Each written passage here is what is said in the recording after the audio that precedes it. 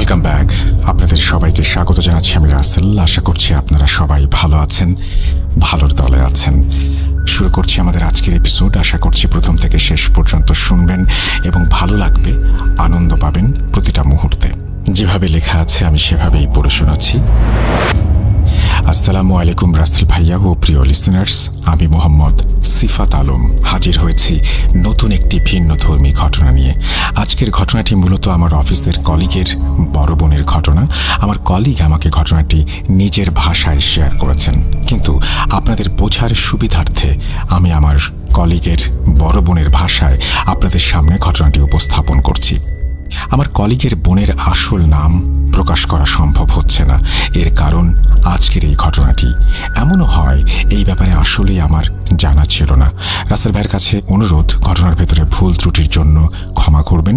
ঘটনার স্বার্থে আমি ধরে নিচ্ছি আপুর নাম সাজিয়া। বলছেন সাজিয়া আপু। আসসালামু আলাইকুম রাসেল ভাই ও ভূত.com-এর শ্রোতা, আমার নাম সাজিয়া। আজ আমি আপনাদের সাথে একটি ঘটনা শেয়ার করতে যাচ্ছি, যা হয়তো আপনারা অনেকেই সম্পূর্ণ শুনবেন বা শুনবেন না। অনেক ঘটনার ভিড়ে হয়তো আমার জীবনের এই ঘটনাটিও চাপা পড়ে যাবে, কারণ আমার ঘটনায় না আছে কোনো চাকচিক্য আর না আছে এর কোনো শেষ। আমি শুধু একটি কথাই বলবো, আর তা হলো এই ঘটনাটি বেশ অদ্ভুত এবং আমি নিজেও জানি না এমন একটি ঘটনা আমার সাথেই কেন ঘটল বা কিভাবেই ঘটল। ঘটনা শুরু করার আগে আমি একটু নিজের ব্যাপারে সবাইকে অবগত করতে চাই। আমি খুব ভালো একটি পরিবার থেকে এসেছি এবং ছোটবেলায় পঞ্চগড়ে থাকতাম। বাবা মা চাচা চাচি সবাই মিলে একটি বড় যৌথ পরিবারে থাকতাম আমরা। আমার বাবা এবং চাচার অনেক বড় বড় কিছু ফ্যাক্টরি ছিল। আপনারা আন্দাজ করতে পারেন জয়েন্ট ফ্যামিলি বা যৌথ পরিবারের মধ্যে যেখানে আপনার চাচারা, ফুপুরা এবং আপনারা সবাই একসাথে থাকেন, সেখানে পরিবারটা কতটা বড় হতে পারে। চাচার বাচ্চারা, ফুপুর বাচ্চারা, আপনি ও আপনার নিজের ভাই বোন সবাই মিলে বাড়িটি যেন সবসময় হই হুল্লোড়ে মেতে থাকে। কিন্তু যৌথ পরিবারের অনেক সুবিধা থাকলেও কিছু অসুবিধাও আছে। সুবিধা হলো এখানে এক ধরনের পারস্পরিক ঐক্য অনুভূত হয়। আপনাদের সুখ, দুঃখ ও আনন্দের সামিল হওয়ার জন্য আপনাদের পাশে সবসময় কেউ না কেউ থাকে। বাড়িতে সবসময় উৎসবের মতো একটা আমেজ লেগেই থাকে। কিন্তু এর পাশাপাশি আরও কিছু চ্যালেঞ্জও আছে যা আপনাদের ওপর বিরূপ প্রভাব ফেলতে পারে।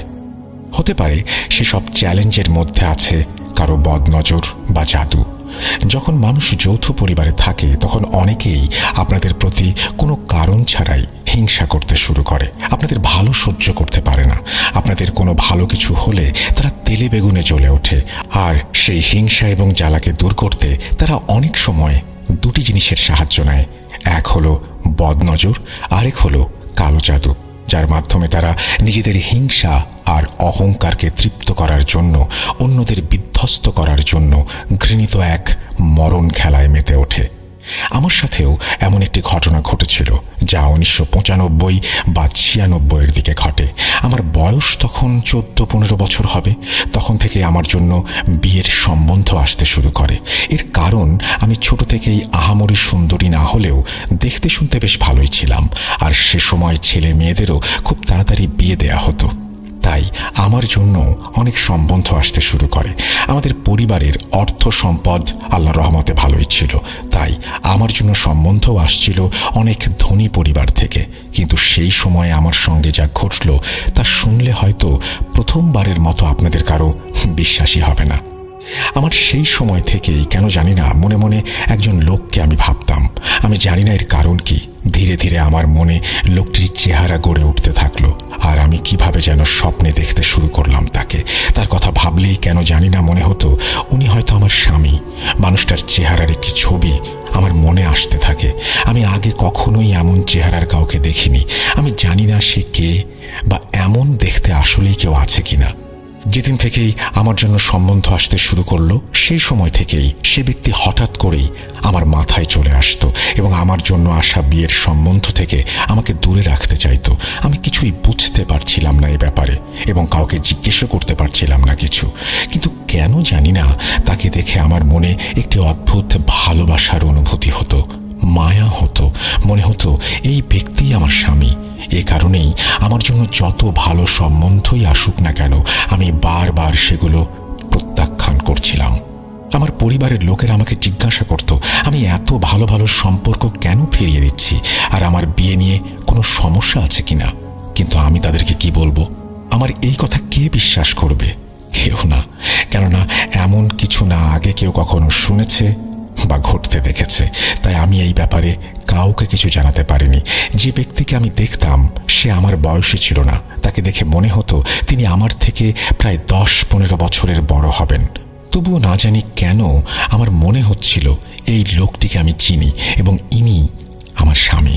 এসবের মাঝেই আমার খুব উচ্চ বংশীয় এক পরিবার থেকে সম্বন্ধ এলো এবং আমার পরিবার জোর করে আমাকে সেই পরিবারের বড় ছেলের সাথে এঙ্গেজমেন্ট করিয়ে দিল। আমি খুব বিরক্ত হয়েছিলাম আর মনে মনে খুব ভয়ও হচ্ছিল। বারবার মনে হচ্ছিল আমি আগে থেকেই বিবাহিত এবং আমার বিয়ের আয়োজন হচ্ছে, এটা ঠিক না। যেদিন আমার এঙ্গেজমেন্ট হলো সেদিন রাতে আমি সেই ব্যক্তিকে আমার ঘরে দেখলাম। তিনি তার চোখ মুখে প্রচণ্ড রাগ নিয়ে আমার দিকে তাকিয়েছিলেন, কিন্তু কেন জানি না তাকে দেখে আমি বিন্দুমাত্র ভয় পাচ্ছিলাম না, বরং আমার মনে হচ্ছিল আমি হয়তো এঙ্গেজমেন্ট করে বড় কোনো ভুল করে ফেলেছি। নিজেকে খুব অপরাধী মনে হচ্ছিল।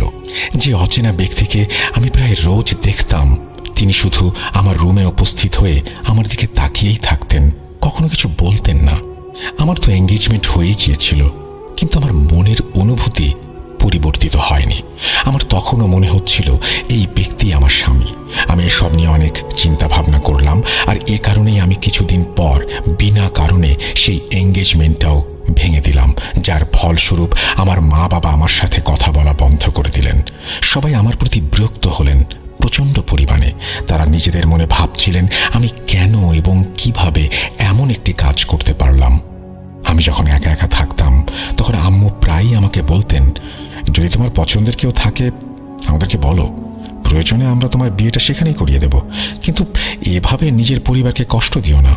আম্মুর কথা শুনে আমি নির্বাক থাকতাম, কিন্তু আমি আম্মুকেই বা কি জানাতে পারতাম?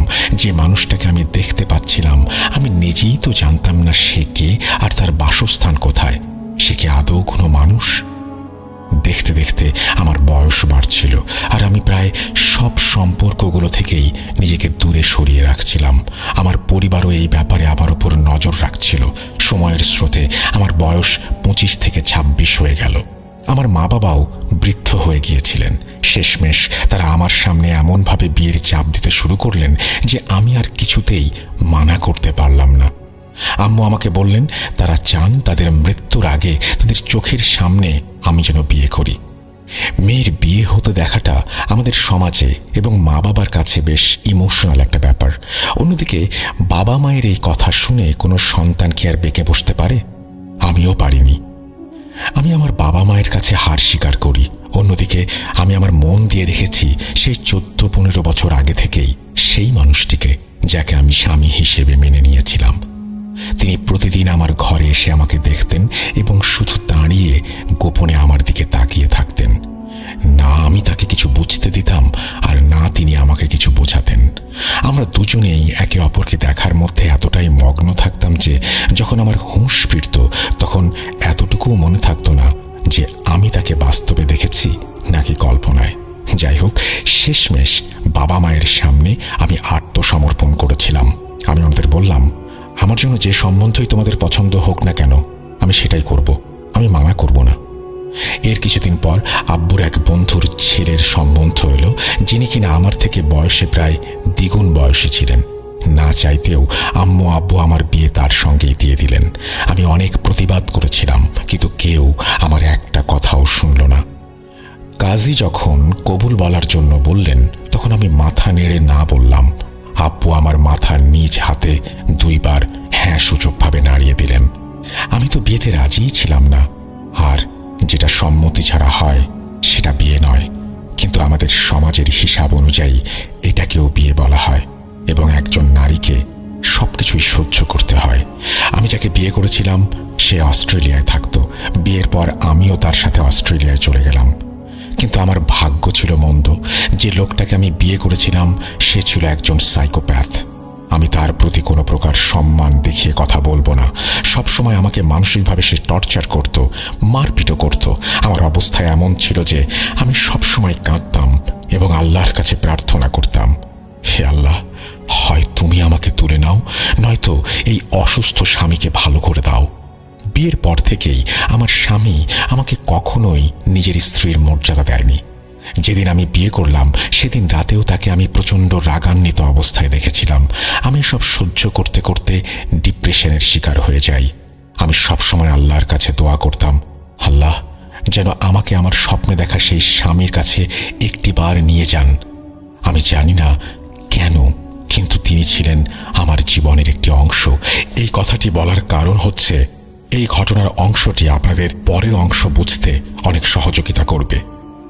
বিয়ের আগে আমার জন্য আমার পরিবারের লোকজন এবং আত্মীয়রা অনেকেই আমাদের বাড়িতে আমার বিয়ের সম্বন্ধ নিয়ে আসতে চাইতেন, কিন্তু মা বাবা কোনো না কোনো কারণ দেখিয়ে তাদের সম্পর্কগুলো নাকচ করে দিতেন, আর তারপর শুরু হয়ে যেত শত্রুতা। এরপর থেকেই আমাদের বাড়িতে কিছু ঘটনা ঘটতে লাগলো। মনে হচ্ছিল যাদেরকে আমার পরিবার আমার বিয়ের জন্য মানা করেছিলেন তারা হয়তো জাদুর মাধ্যমে আমার উপর প্রতিশোধ নিচ্ছে। এর প্রথম ফলাফল ছিল আমার জীবনের এই করুণ দশা। আমি কি পরিমাণ বেহাল জীবন কাটাচ্ছিলাম আর আমার স্বামী কেমন মানুষ ছিলেন তা আমি ছাড়া কেউ জানতো না, কেউ আন্দাজও করতে পারবে না। আমার স্বামী সব সময় আমাকে মানসিকভাবে নির্যাতন করার জন্য সুযোগ খুঁজত। আমার বিয়ের কয়েক বছর পর আমার ভাই বোনদের বিয়ে হলো, কিন্তু তাদের সাথেও আমার মতো একই রকম ঘটনা ঘটতে লাগলো। সবসময় ঝগড়া মারামারি চলতেই থাকলো।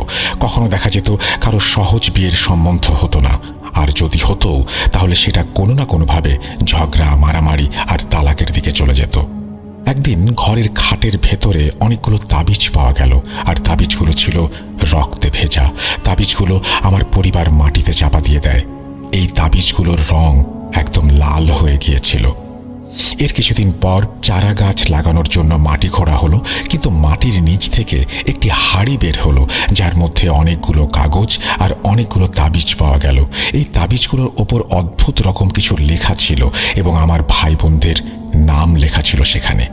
তাবিজগুলো বের হওয়ার কিছুদিনের মধ্যেই আমাদের সুস্থ সবল আব্বুর আকস্মিক মৃত্যু হয়ে গেল। আব্বুর মৃত্যু হওয়ার পর আম্মু অসুস্থ হয়ে পড়লেন। আম্মুর অসুখের কারণও কিছুই বোঝা যাচ্ছিল না। অবশেষে আম্মু মানসিক রোগীর মতো আচরণ শুরু করলেন। তিনি একাই বসে বসে এমনভাবে কথা বলতেন যেন তিনি তার সামনে উপস্থিত কারো সঙ্গে কথা বলছেন। যখন আমার ভাই বোনেরা জিজ্ঞেস করত, আপনি কার সাথে কথা বলছেন, তাদের কথা শুনে আম্মু অবাক হয়ে তাদের দিকে তাকাতেন আর বলতেন, আমি তো কারোর সাথে কথা বলছি না। এক রাতে বাংলাদেশ থেকে অস্ট্রেলিয়াতে আমার ভাইয়ের ফোন আসলো এবং তিনি জানালেন যে আম্মু সিঁড়ি থেকে পড়ে গিয়ে মারাত্মকভাবে আহত হয়েছে। সে বলল, হাপু, তুমি কিছুদিনের জন্য দেশে এসো, আম্মু তোমাকে দেখতে চাচ্ছেন। আমি এই সুযোগটা কিছুতেই হাতছাড়া করতে চাইনি। আমি এখানে এক প্রকার জাহান্নামে বসবাস করছিলাম। আমার আম্মুকে দেখতে যাওয়ার থেকে বেশি আগ্রহ ছিল আমার স্বামীর কাছ থেকে দূরে সরার। আম্মুর দুরবস্থার কথা শুনে আমার স্বামী আমাকে আর আটকাতে পারল না এবং আমি পরের ফ্লাইটে দেশে চলে গেলাম। যখন বাড়ি পৌঁছালাম তখন রাত 1:30। বাড়ি পৌঁছে সেখানকার অবস্থা দেখে আমি হতবাক হয়ে গেলাম। আমাদের চাচা ফুপিরা সেখান থেকে চলে গিয়েছেন।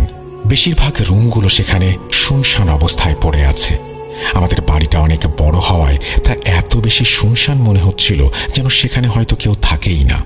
আমার এমন মনে হবার কারণ হচ্ছে আগে এখানে কত লোক থাকতো যা আমি দেখে অভ্যস্ত, তাই আজ পর্যন্ত কখনোই আমার এমন কোনো অনুভূতি হয়নি। এসব চিন্তা করতে করতেই যখন আম্মুর রুমে গেলাম সেখানে আমার ছোট ভাইকে পেলাম। আমি ভাইকে জিজ্ঞেস করলাম, বলো তো আসলে আম্মুর কি হয়েছে? তিনি কি আসলেই সিঁড়ি থেকে পড়ে গিয়েছেন না অন্য কিছু? তুমি লুকাচ্ছ না তো কিছু? আমি আম্মুর অবস্থা জানি না এমন না, সেজন্যই বলছিলাম কিছু হয়ে থাকলে আমাকে বলো। আমার কথা শুনে আমার ভাই বলল, আম্মু তো ভালোভাবেই বিছানায় ঘুমাচ্ছিলেন। যখন আমি সকালে উঠলাম দেখলাম নিচের দরজার সামনে পড়ে আছেন আর সিঁড়িতে প্রচুর রক্ত, কিন্তু সেই রক্তের গ্রুপ আম্মুর রক্তের গ্রুপ এক নয়। আমি সেই রক্ত পরীক্ষা করাই, কারণ আম্মুর গায়ে তেমন চোট ছিল না যার জন্য সিঁড়িতে এভাবে রক্ত পড়ে থাকতে পারে। বাসার অবস্থা তো তুমি জানোই, তাই আমি এই কাজটা করলাম। ভাইয়ের কথা শুনে আমি তাকে আর কিছু বললাম না। নিজের রুমে গিয়ে ঘুমিয়ে পড়লাম। সকালে যখন আম্মু ঘুম থেকে উঠলেন তখন আমাকে দেখে খুবই আনন্দিত হলেন। আমি যখন তাকে জিজ্ঞাসা করলাম ওনার শরীরে এই আঘাত কিভাবে আসলো আর সিঁড়ি থেকে কিভাবে পড়লেন, তখন তিনি বললেন, আমি নিজেও জানি না রে মা, আমি তো রাতে ভালোভাবেই ঘুমিয়েছিলাম। সকালে যখন উঠলাম দেখলাম আমি হাসপাতালে। প্রথমে আমার মনে হলো হয়তো আম্মুর বয়স হয়েছে, উনি রাতে হয়তো কাজের জন্য উঠেছিলেন। কিন্তু এই ব্যাপারটা খুবই অদ্ভুত যে আম্মুর কোনো কিছুই মনে ছিল না। আমার ভাই বলল, আপু, আমাদের পরিবারের উপর কেউ মনে হয় জাদু করেছে। মনে আছে সেই তাবিজগুলোর কথা, যেগুলোর কথা ফোনে তোমাকে বলেছিলাম? আর আমাদের বাড়ির উঠোনে তাবিজের হাড়ি বের হওয়া, আব্বুর হঠাৎ মৃত্যু, আর আম্মুর স্বাস্থ্যের অবস্থা দেখো দিন দিন খারাপই হচ্ছে। আর তাছাড়া আমরা ভাই বোনেরা কেউ কি খুশি আছি? সবাই নিজেদের জীবন নিয়ে বিরক্ত। আমি আমার ভাইয়ের কথা শুনে হ্যাঁ সূচক মাথা নাড়লাম। বললাম, হ্যাঁ ভাই, তুমি ঠিকই বলেছ, আমিও এমন কিছুই ভাবছি। হতে পারে আমাদের পরিবারের ওপর অদৃশ্য কোনো অশুভ শক্তির উপস্থিতি আছে। ভাই আমার কথা শুনে গভীর চিন্তা করতে শুরু করলো। আমি নিজের রুমে চলে এলাম। ঘরে যখন গেলাম তখন আমার নিজের ঘরটাও আমার কাছে খুব শুনশান লাগছিল। যদিও আমার শৈশব আর যৌবন এই ঘরেই কেটেছে, তবুও মনে হচ্ছিল এই ঘরগুলি যেন ঠিক আগের মতো নেই। আমি বাড়িতে আসার কয়েক মাস আগেই ফুটফুটে এক কন্যা সন্তানের মা হয়েছিলাম। আমি মেয়েকে নিয়ে রুমে শুয়ে তাকে ঘুম পাড়াচ্ছিলাম। হঠাৎ আম্মু রুমে প্রবেশ করলেন। আম্মু ধীরে ধীরে এসে আমার বিছানার পাশে বসে আমার মাথায় হাত রেখে বললেন, এতদিন পর তোমাকে দেখলাম, খুব ভালো লাগছে। আজ তুমি আমার কাছে আমার রুমেই ঘুমাও। আম্মু জানতেন আমার অভ্যেস আলাদা ঘরে ঘুমানো। এই কথা জানার পরেও আম্মুর প্রস্তাব শুনে আমি অবাক হলাম। ভাবলাম হয়তো আম্মু ভয় পাচ্ছেন, তাই আমি আর কোনো কিছু চিন্তা না করে আম্মুর সাথে তার রুমে চলে গেলাম। রাত প্রায় 2টা। আমি আর আমার মেয়ে ঘুমে আচ্ছন্ন। আম্মু আগের মতোই ঘুমিয়ে গিয়েছেন। হঠাৎ রুমের দরজায় একটি নক শুনলাম। প্রথমে আমি চমকে উঠে ঘড়ির দিকে তাকালাম। হ্যাঁ, রাত 2টা। বিছানায় আধশোয়া অবস্থা থেকেই আমি জিজ্ঞেস করলাম, কে কে বাইরে? কি চাই এত রাতে? তখন বাইরে থেকে আমি যে আওয়াজ শুনলাম তা শুনে আমার আত্মা শুকিয়ে গেল। বাইরে থেকে আম্মুর আওয়াজ এলো। আম্মু বলছেন, দরজা খোলো মা, আমি তাহাজ্জুদের নামাজ পড়ে আসবো বলেছিলাম না, দরজা লাগিয়ে দিয়েছ কেন? আমি উঠে বিছানার অপর পাশে শোয়া আমার আম্মুর দিকে তাকালাম। সেখানে আমি আম্মুকেই দেখলাম, কিন্তু তার মুখ ছিল মারাত্মক বিচ্ছিরি, এক চিলতে হাসি সেখানে। আমি তার চেহারা দেখে দ্রুত উঠে রুমের দরজা লাগিয়ে দিলাম। দেখলাম আম্মু দাঁড়িয়ে আছেন। আমি জিজ্ঞেস করলাম, আম্মু বাইরে কখন গিয়েছেন? আমার আম্মু আমার কথা শুনে বললেন, কি বলছো এসব? আমি বাইরে যাবো কেন? আমি তো তোমার রুমেই নামাজ পড়ছিলাম। এই রুমে তো আমি আসিনি। তোমাকে আসার আগেই তো বললাম তুমি দরজা লাগিও না, আমি নামাজ পড়ে আসবো, কিন্তু তুমি দরজা লাগিয়ে দিয়েছ। আমি আম্মুর কথা শুনে হতভম্ব হয়ে রইলাম। মুখ দিয়ে কোনো শব্দ বের হচ্ছিল না, কিন্তু আম্মুকে আমি কিছু বুঝতে দিলাম না। আম্মু রুমে প্রবেশ করে আবার জায়নামাজ বিছিয়ে দিলেন। তার উপর বসে তিনি আমাকে বললেন তিনি কিছুক্ষণ জিকির করবেন, আমি যেন আরাম করে ঘুমিয়ে যাই। এরপর আমি বিছানায় শুয়ে পড়লাম এবং শুতে না শুতেই ঘুমিয়ে পড়লাম। কিন্তু প্রতি 1-2 ঘন্টা পর আমার চোখ আপনা আপনি খুলে যাচ্ছিল। যখন আমি হালকা ঘুমে চোখ খুলতাম তখন দেখতাম আম্মু সোফায় বসে আমার দিকে তাকিয়ে জিকির করছে। কিন্তু ওই সময় আমি এত গভীর ঘুমেছিলাম যে আম্মুকে এটাও জিজ্ঞেস করতে পারলাম না তিনি কেন ঘুমোচ্ছেন না। পুরো রাত 3-4 বার এমন হলো। সকালে যখন আমার চোখ খুলল তখন আম্মু রুমে ছিল না। প্রথমে মনে হলো হয়তো আমি কোনো স্বপ্ন দেখছিলাম, কিন্তু যখন আমি উঠে দরজার কাছে গেলাম তখন দেখলাম দরজার লক খোলা। এর মানে রাতে যা হয়েছে সবই সত্যি। আমি দরজার লক লাগিয়েই মেয়েকে নিয়ে ঘুমিয়েছিলাম। আম্মুর আওয়াজ শুনে লক খুলে দিয়েছিলাম আর আম্মু ভেতরে এসেছিলেন। যখন আমি ঘুম থেকে উঠলাম আম্মুকে খুঁজতে লাগলাম। আম্মুকে রান্নাঘরে পেয়ে গেলাম। আমি ওনাকে জিজ্ঞাসা করলাম, আম্মু রাতে আপনি আমার রুমের বাইরে গেলেন কখন? আর আমি দরজায় বা বন্ধ করলাম কখন? আম্মু অবাক হয়ে গিয়েছিলেন আমার কথা শুনে। তিনি বললেন, যেভাবে লেখা হয়েছে সেভাবে হয়তো আপনাদের বুঝতে অসুবিধা হচ্ছে, আমি এখানে একটু সহজ করে দিই। সাজিয়া যিনি ঘটনাটি বলছেন তিনি সেই রাতে ঘুমিয়েছিলেন তাঁর মার ঘরে। আর রাতের বেলায় যে সমস্ত ঘটনা ঘটল, যে মা একবার তার পাশে শুয়েছিলেন, পরে বুঝতে পারলেন এটি আসলে তার মা নন, তার মা আবার দরজা নক করলেন, তার মাকে তিনি রুমে প্রবেশ করালেন এবং তারপরে তার মা সেখানে বসে জিকির করলেন। অর্থাৎ এগুলো ঘটনা ঘটেছে তার মায়ের ঘরে। কিন্তু মা সকালবেলায় বলছেন তিনি ঘুমিয়েছেন তার মেয়ের ঘরে। যাই হোক, তারপরে তিনি বলছেন, আমি এত ভুল কিছুতেই দেখতে পারি না, আমার এত বড় ভুল হতে পারে না। এটা স্বপ্ন ছিল না, আমি 100% নিশ্চিত। যদি রাতে আম্মু নাই এসে থাকেন, তাহলে আমার রুমে আম্মুর মতো যাকে আমি দেখলাম আর সারা রাত যিনি জিকির করলেন, এরা দুজন আসলে কারা? আমার মনে প্রচণ্ড ভয় জন্মে গিয়েছিল। তাই আমি আম্মুর ঘরের জিনিসপত্র আমার রুমে নিয়ে গেলাম আর আম্মুকে রাতে আমার সাথে ঘুমোতে বললাম। যখন ভাইয়ার কাছে এই ব্যাপারটা শেয়ার করলাম, তখন সেও বেশ অবাক হলো। সে বলল, আমরা তো ছোটবেলা থেকে এখানে থাকছি, কখনো এরকম কিছু ঘটেনি। আমাদের কথা আমার ভাইয়ের বউ কোনোভাবে শুনতে পেয়ে আমাদের বলল, হ্যাঁ পা, আপনি ঠিকই বলেছেন, এমনটা আমার সাথে হয়েছে। আপনার ভাই এক রাতে নাইট ডিউটিতে ছিল, কিন্তু রাতে ঘুম ভাঙার পর দেখি সে আমার পাশেই শুয়ে আছে।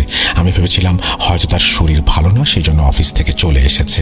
আমাকে ঘুমন্ত অবস্থায় দেখে আর ডাক দেয়নি। সকালে আমি নাস্তা বানানোর আগেও তাকে বিছানাতেই দেখেছি। নাস্তা বানাতে বানাতেই কলিং বেল বাজে। দরজা খুলে আমি দেখি আপনার ভাই দাঁড়িয়ে আছে। তিনি নাইট ডিউটি শেষ করে তখন ফিরেছেন। আমি এত অবাক হয়েছিলাম, আমি সেখানে ভয়ে জমে গিয়েছিলাম সেই দিন। ভাই বলল, তাবিজগুলো যখন পাওয়া গেছে তখন থেকে সব শুরু হয়েছে। মনে হচ্ছে তাবিজের মাধ্যমে আমাদের বাড়ির ওপরে কেউ খারাপ কিছু ঘটাচ্ছে। হতে পারে আমাদের সবার উপর জাদু করা হয়েছে, যার ফলে আমরা কেউ সুখী হতে পারছি না।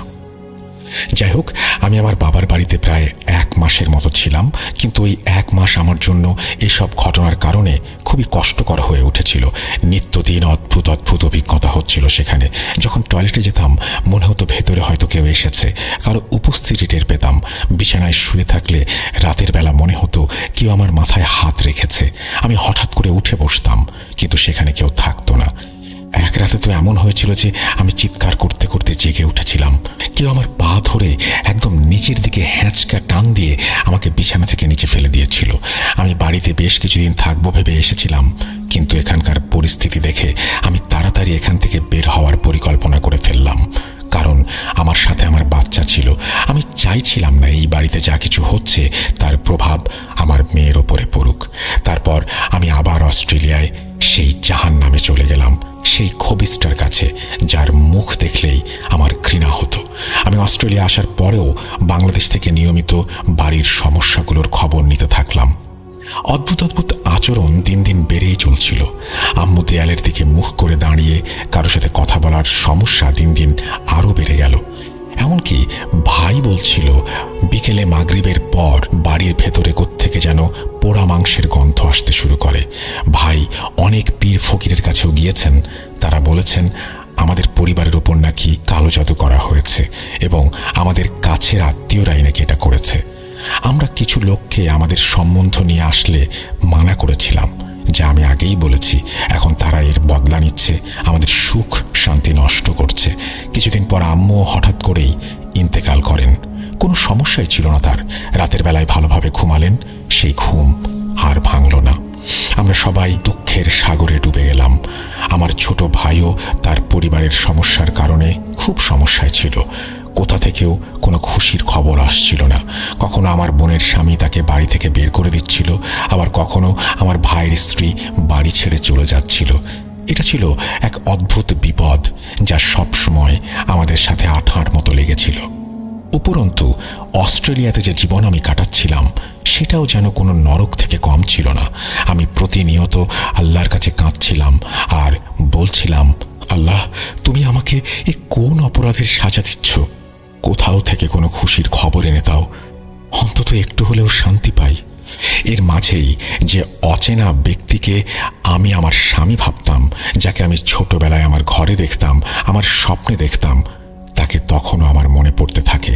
আমি আল্লাহর কাছে বলতাম, আল্লাহ, তিনি যেখানেই থাকুন, যদি এই দুনিয়ায় থেকে থাকেন, তাহলে তাকে একবার আমার সামনে নিয়ে আসো, শুধু একবার, শুধু একবার ওই লোকটাকে আমার সামনে নিয়ে এসো, যেন আমার মনে যে কষ্ট আছে বছরের পর বছর ধরে সব বরফের মতো গলে শেষ হয়ে যায়। কিন্তু এর মধ্যেই আরো 5 বছর চলে গেল। আমি একেবারেই হতাশ হয়ে পড়েছিলাম। মনে হচ্ছিল হয়তো এই ব্যক্তি কেবল আমার কল্পনা মাত্র, এমন কোনো মানুষ আসলে পৃথিবীতে নেই। কিন্তু তবুও কেন জানি না মনের কোণে একটি বিশ্বাস সবসময় ছিল এই ব্যক্তি এই পৃথিবীতেই আছে। এখান থেকেই শুরু হয় আমার জীবনের নতুন এক মোড়। আপনারা সবাই দয়া করে খেয়াল করুন, আমি যা বলতে যাচ্ছি তা শুনে আপনারা সবাই অবাক হয়ে যাবেন।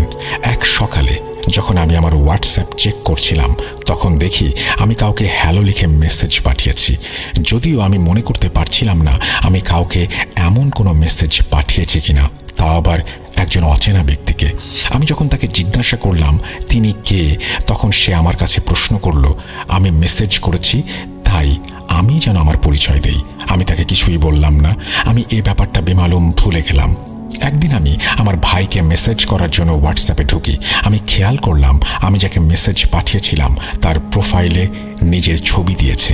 ছবিটা স্পষ্ট ছিল না, কিন্তু তাও ছবিটা আমার স্বপ্নের মানুষের সাথে মিলে যাচ্ছিল বলে মনে হচ্ছিল। আমি কি না কি ভেবে তাকে একবার ফোন করে বসি। আমি জানি না এটা আমার ষষ্ঠ ইন্দ্রিয় ছিল কিনা নাকি অন্য কিছু, কিন্তু বারবার মনে হচ্ছিল ইনি সেই ব্যক্তি যাকে আমি ছোটবেলায় দেখতাম, যাকে আমি নিজের স্বামী ভাবতাম। বুঝতে পারছিলাম না কেন এত উদ্বেগ হচ্ছে। যখন তার নাম জানতে চাইলাম তখন সে একটু বিব্রত হয়ে বলল, আপনি তো আমাকে বলেননি আপনি কে, আপনার নাম কি? আমি তাকে আমার নাম বললাম আর তার সাথে আলাপচারিতা শুরু করলাম। এভাবে আমি তাকে চিনি না, আর তার নম্বর আমার কাছে কিভাবে এসেছে তাও আমি জানি না, কিন্তু আমার মনে হলো যেন আমি তাকে চিনি। সে খুব অবাক হয়ে গেল। তারপর আমি তার ছবি দেখতে চাইলাম। সে আমাকে তার ছবি পাঠিয়ে দিল। বিশ্বাস করুন, তার ছবি দেখে আমি বরফের মতো জমে গেলাম। উনি সেই ব্যক্তি যাকে আমি ছোটবেলায় স্বপ্নে দেখতাম, যাকে আমি আমার স্বামী মনে করতাম। আর যে ছবি সে পাঠিয়েছিল সেটি 100% আমার স্বপ্নে দেখা মানুষের সাথে মিলে যাচ্ছিল। তার ছবি দেখে আমার চোখ থেকে অশ্রু পড়তে লাগলো আর আমার শরীর কাঁপতে শুরু করলো। আমি কিছুই বুঝতে পারছিলাম না। আমি বুঝতে পারছিলাম না এটা কিভাবে সম্ভব, কিভাবে তিনি হঠাৎ আমার সামনে এসে হাজির হলেন। আমি ভেবে পাচ্ছিলাম না এখন আমি তার সাথে কি কথা বলবো। আমি কেন জানি না তার দিক থেকে প্রচণ্ড টান অনুভব করছিলাম। আমি তো আমার অস্ট্রেলিয়ার স্বামীর সাথে আলাদা হয়েই গিয়েছিলাম। বাংলাদেশ থেকে আবার অস্ট্রেলিয়া এসেই আমরা আলাদা আলাদা ঘরে থাকতাম। আমি শুধু তার কাছ থেকে ডিভোর্স নিতে চাচ্ছিলাম, কিন্তু হঠাৎ করে সেই লোকটা আমার সামনে এসে পড়ায় আমি কেমন যেন পাগল হয়ে গেলাম। আমি তো জানতামই না সে কে এবং সে কি বিবাহিত নাকি অবিবাহিত। একদিন যখন আমি তাকে জিজ্ঞাসা করলাম সে বিবাহিত কিনা, সে বলল সে এখনো বিয়ে করেনি। তারপর সে তার কাহিনীগুলো আমাকে শোনাতে শুরু করলো। ব্যাপারগুলো খুবই আশ্চর্যজনক ছিল। সে বলছিল তার বিয়ে হতে হতে আর হয় না। সে জানে না কেন তার সাথে এমন হচ্ছে। দেখতেও বেশ ভালো ছিল, টাকা পয়সাও ছিল বেশ, স্ট্যাটাস ছিল ভালো, আর পড়াশোনা ছিল, কিন্তু তবুও বয়স হয়ে যাওয়ার পরও কিছুতেই বিয়ে হচ্ছিল না। আমার মনে হচ্ছিল এটা হয়তো আমার দোয়ার ফল। আল্লাহ তাকে আমার কাছে নিয়ে এসেছেন। এখন আল্লাহ হয়তো আমার জন্যই তার বিয়ে হতে দেননি। এভাবেই দিন চলতে লাগলো। একসময় আমার ডিভোর্স হয়ে গেল সেই খবিশের কাছ থেকে। সে আমাকে প্রচণ্ড মারধর করে, যার জন্য পুলিশ কেস হয়ে যায় এবং আমাদের ডিভোর্স হয়। অন্যদিকে আমরা দুজন, অর্থাৎ যাকে আমি স্বপ্নে দেখতাম, সে আর আমি মিলে বিয়ের সিদ্ধান্ত নিলাম এবং ফোনে সবার সম্মতিতে আমাদের বিয়ে হয়ে গেল। কিন্তু এখান থেকে শুরু হলো এক নতুন টুইস্ট। যেমনি আমাদের বিয়ে হলো, আমরা একসাথে থাকার পরিকল্পনা শুরু করলাম। আমরা ভাবছিলাম বাংলাদেশেই থাকবো, যেহেতু আমার স্বামী বাংলাদেশের বাসিন্দা ছিলেন। কিন্তু যখনই আমার সংসার করার পরিকল্পনা হলো এবং আমি প্রস্তুতি নিলাম প্রায় শেষের দিকে, হঠাৎ করে তার আর আমার বাড়িতে কিছু অদ্ভুত ঘটনা ঘটতে শুরু করলো। এমন কিছু ঘটনা যা আমি বর্ণনা করতে পারবো না। রাতের বেলায় কেউ আমার দরজায় টোকা দিতে লাগলো। আমি যখন উঠতাম দেখতাম বাইরে কেউ নেই।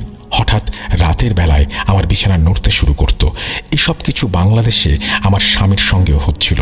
সে বলছিল তার পরিবারে কিছু অদ্ভুত ঘটনা ঘটতে শুরু করেছে। আমার স্বামীর কথা মতো তার ঘরে যেন কেউ আছে এমন একটা অনুভূতি হচ্ছে তার। এসব হঠাৎ করে আবার শুরু হওয়াটা আমার জন্য খুবই অদ্ভুত ছিল। অস্ট্রেলিয়ায় এক পাকিস্তানি মহিলা ছিলেন যিনি আধ্যাত্মিক চিকিৎসা করতেন। আমি ভাবলাম তার সঙ্গে এই ব্যাপারে আলোচনা করা উচিত। সে আমার সব কথা শুনল, তারপর বলল, তোমার পরিবারের ওপরে একটি মারাত্মক কালজাদু করা হয়েছে, যার মধ্যে তুমি সহ তোমার পুরো পরিবার জড়িয়ে গেছো।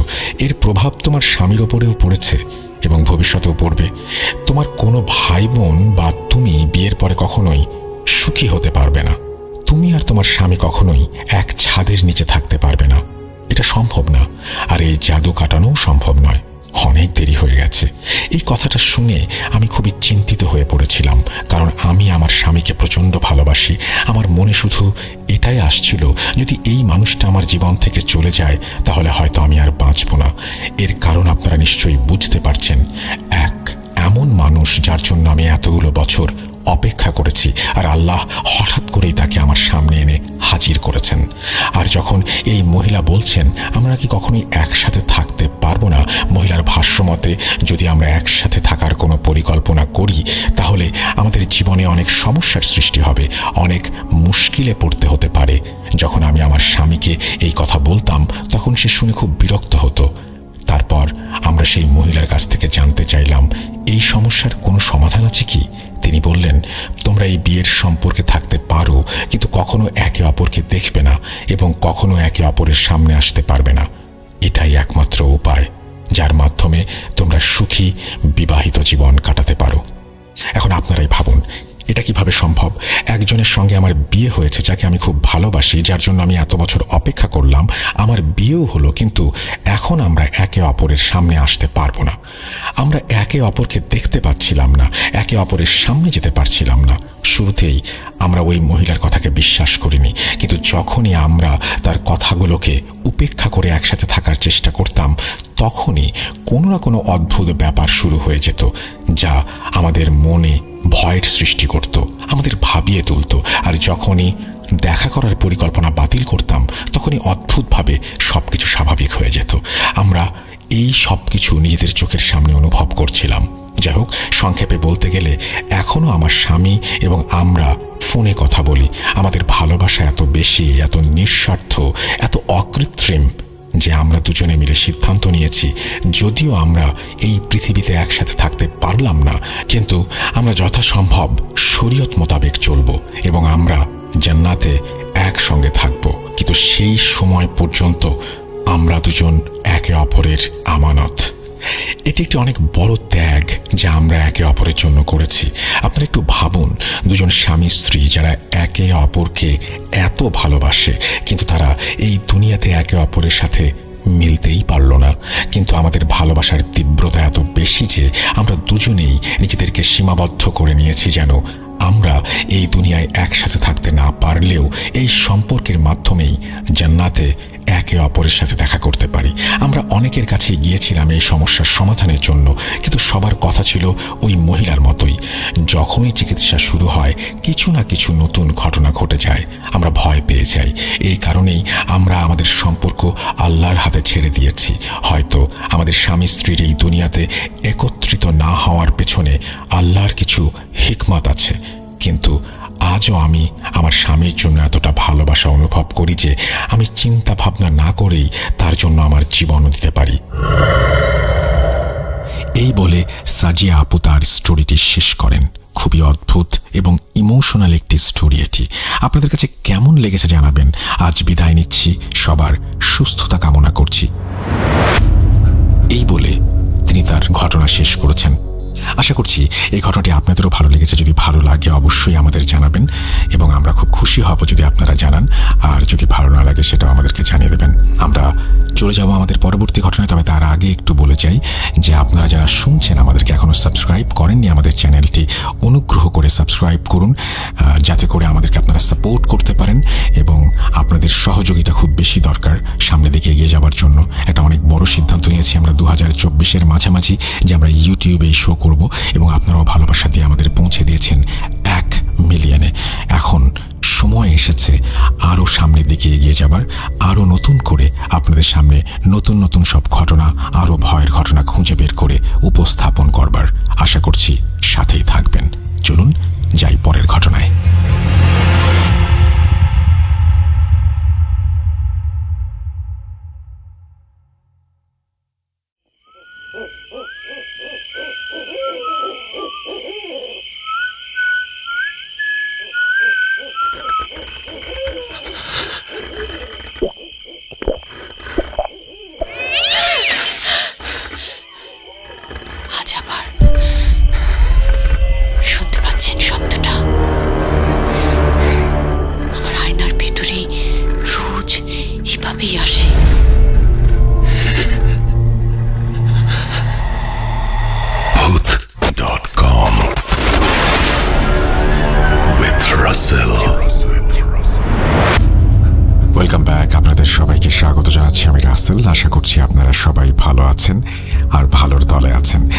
আমি এখন যেটা করতে চাই সেটা হচ্ছে সরাসরি চলে যেতে চাই আমাদের পরবর্তী স্টোরিতে। আর এই ঘটনাটি আমাদের পাঠিয়েছেন সোহাগ চক্রবর্তী। চলুন সোহাগ চক্রবর্তীর কাছে শুনে আসি আমাদের পরবর্তী ঘটনা। আশা করছি ভালো লাগবে আপনাদের।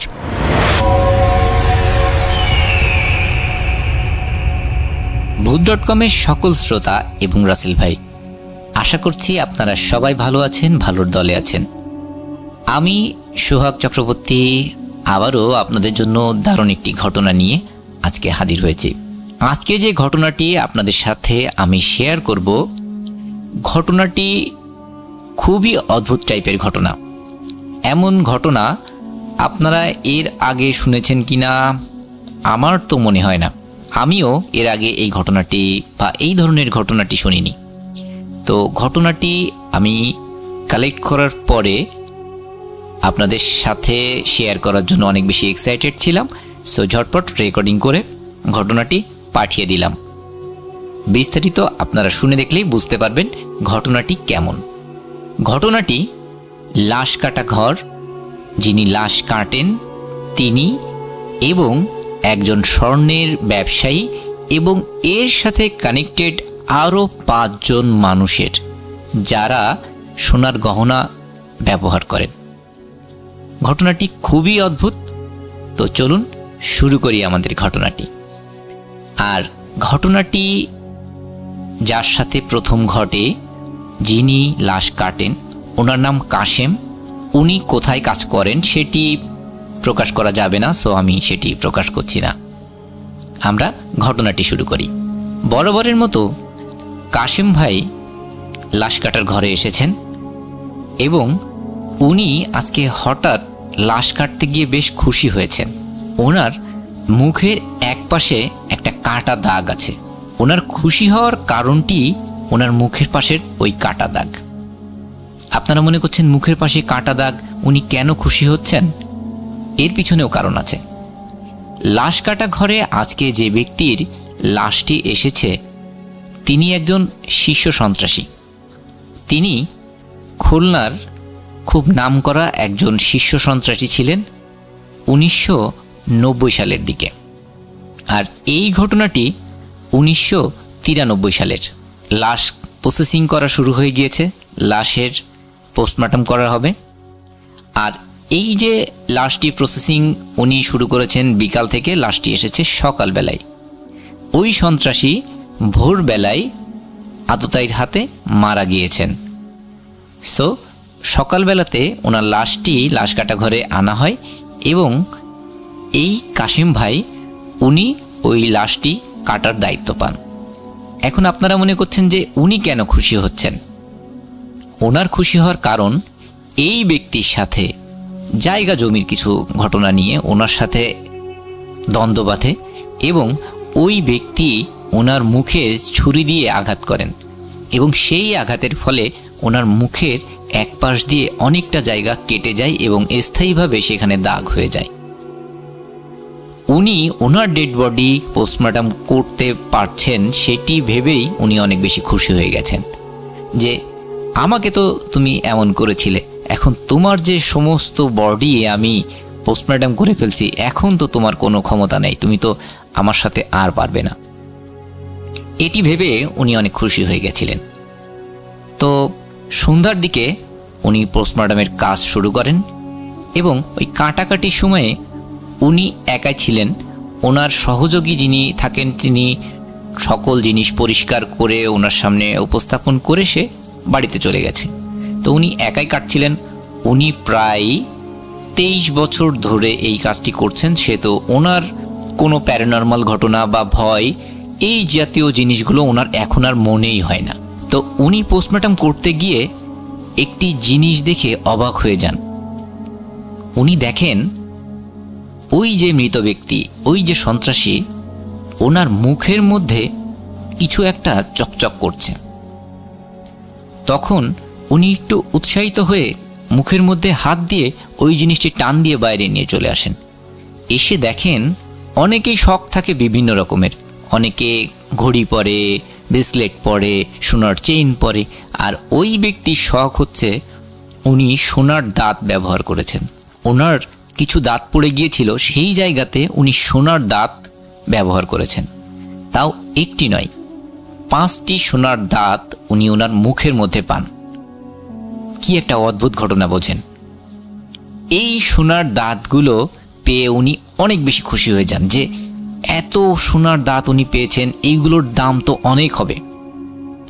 উনি তখন কি করেন, ওই দাঁতগুলো উনি চুপি চুপি নিজের কাছে রেখে দেন এবং লাশের কাটাকুটি মোটামুটি সব কিছু শেষ করে পুলিশ আসলে ডাক্তার সব কিছু উনি ফর্মালিটিগুলো ফিল আপ করে দিয়ে চলে যান ওখান থেকে। কিন্তু ওই দাঁতের কথা কিন্তু উনি কাউকেই বলেন না।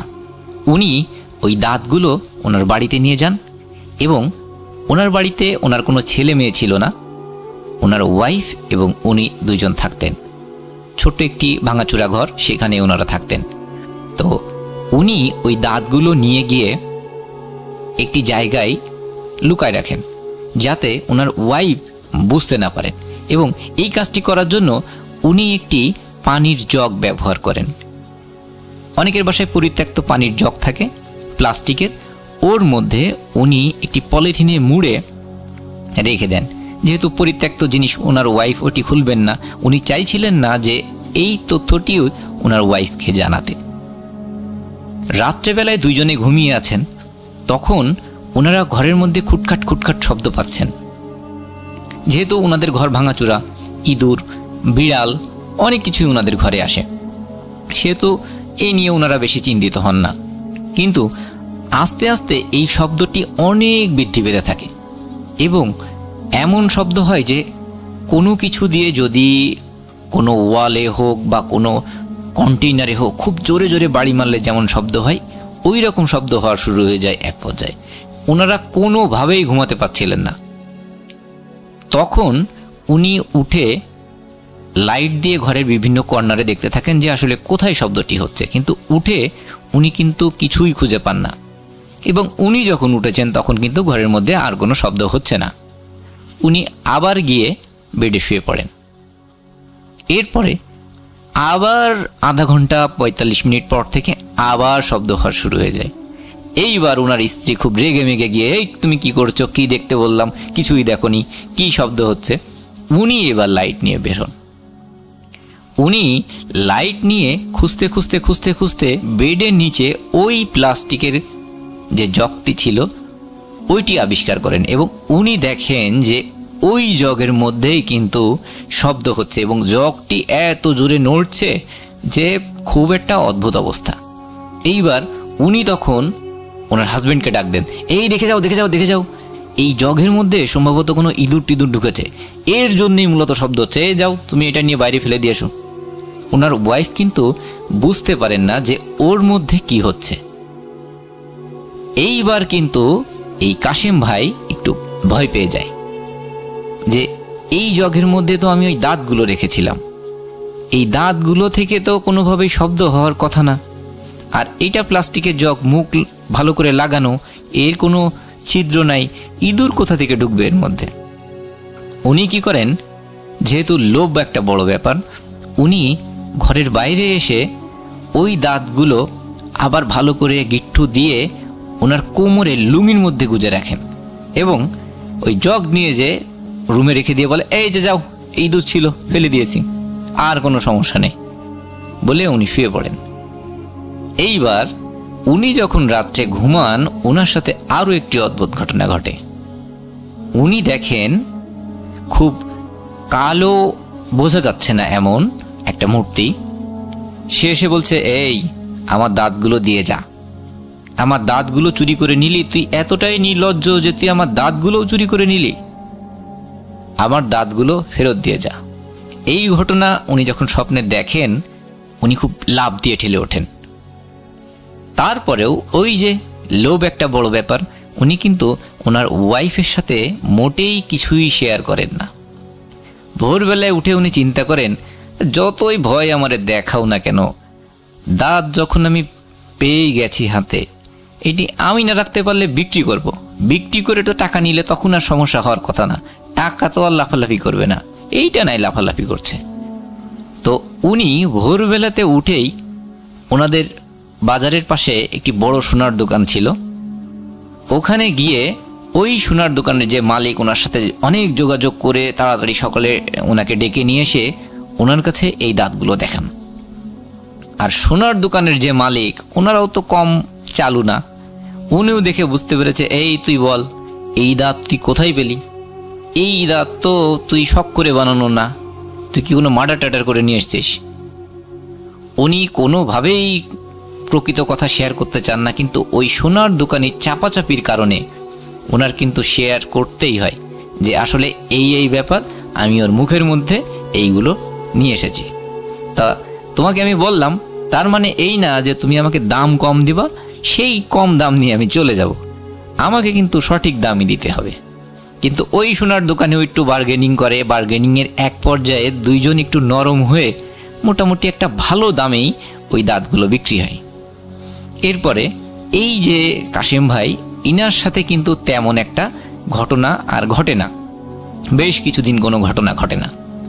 হঠাৎ উনি একদিন রুমের মধ্যে শুয়ে আছেন, তখন দেখেন ওই সোনার দোকানি আরও 5 জন লোক ওনার বাড়ি এসে খুব চিৎকার চেঁচামেচি করছে, এই কাশেম বেরো বেরো বেরো, শীঘ্রই এসো, তোমার জন্য যত সব সমস্যা হ্যান ত্যান। তো কাশেম ভাই বাইরে আসলে বলে যে কি কি কি হয়েছে? তখন ওই লোকগুলো ওনাকে পাশের একটি ফাঁকা জায়গায় ডেকে নিয়ে গিয়ে সকল বিস্তারিত ঘটনা ওনার সাথে বলেন।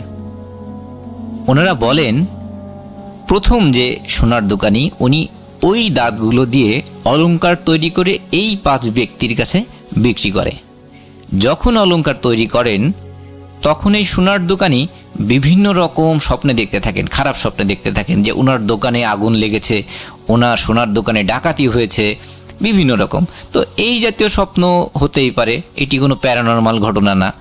কিন্তু একদিন উনি একটা কালো অবয়বকে স্বপ্নে দেখেন এবং সে বলে যে আমার দাঁতগুলো তুই ফিরিয়ে দে, এটা দিয়ে কোনোভাবেই কোনো অলংকার বানানো বা কোনো কাজে ব্যবহার করা যাবে না, আমার দাঁতগুলো যদি তুই ফিরিয়ে না দিস এই দাঁতের সমমূল্যের ক্ষতি কিন্তু তোর হবে। উনি জাস্ট এটিকে নিছক একটি ঘটনা মনে করেই উনি কিন্তু স্বর্ণালংকার বানিয়ে এই যে মানুষগুলোর কাছ থেকে অর্ডার নিয়েছিলেন ইনাদের দিয়ে দেয়। এইবার ঝামেলাটা বাঁধে এই যে 5 জন লোকের ক্ষেত্রে। একজন ওনার ওয়াইফের জন্যে গহনা বানিয়েছিলেন, একজন আংটি বানিয়েছিলেন, এইভাবে এই 5 জন কিন্তু বিভিন্ন স্বর্ণালংকার বানিয়েছে এবং ওই প্রতিটা জায়গায় ওই কিছু কিছু সোনা কিন্তু এখান থেকে ব্যবহার হয়ে গেছে। যাওয়ার পরবর্তীতে এই 5 জন ব্যক্তির মধ্যে 5 জনের সাথেই কোনো না কোনো বড় দুর্ঘটনা ঘটেছে। এই 5 জনেই কিন্তু এই একই রকম স্বপ্ন দেখেছে। তারা স্বপ্নে দেখেছেন যে আমার দাঁতগুলো তুই ফিরিয়ে দে, এই দাঁতগুলো দিয়ে বানানো স্বর্ণালংকার পড়লে তোদের শেষ হয়ে যাবে, তোদের বংশ নির্বংশ হয়ে যাবে, বিভিন্ন রকম স্বপ্ন কিন্তু তারা দেখেছে। তারা এই স্বপ্নগুলো দেখে ঘুম থেকে জেগে উঠে অনেক ভয় টয় পেলেও তারা বুঝতে পারছিলেন না যে এই ঘটনাটি কেন তাদের সাথে ঘটছে। এই হতে হতে একজন লোকের বাড়িতে অনেক বড় একটি গরু ছিল এবং সেই গরুটি অনেক ভালো টাইপের, অনেক বিদেশি ভালো গরু, এবং সেই গরু পরিচর্যার জন্য লোকজন থাকতো।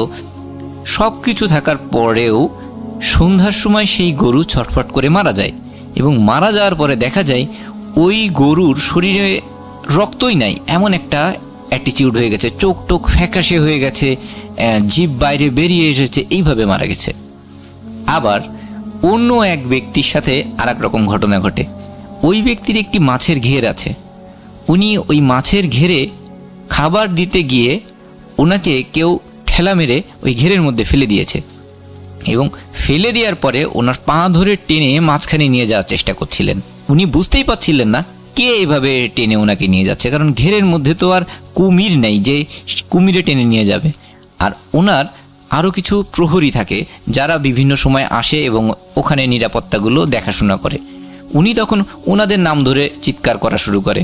চিৎকার করতে করতে ওনার ভাগ্যক্রমে একজনকে পেয়ে যান এবং সে ওই লোককে টেনে উপরে তুলে দেখে যে তার পা ক্ষত বিক্ষত হয়ে গেছে, মনে হচ্ছে কিছুতে হাঁসড়ে কামড়ে ওনার পায়ের রক্ত, ওই শরীরের রক্ত পা দিয়ে বের হয়ে যাচ্ছে, এমন একটা অবস্থা।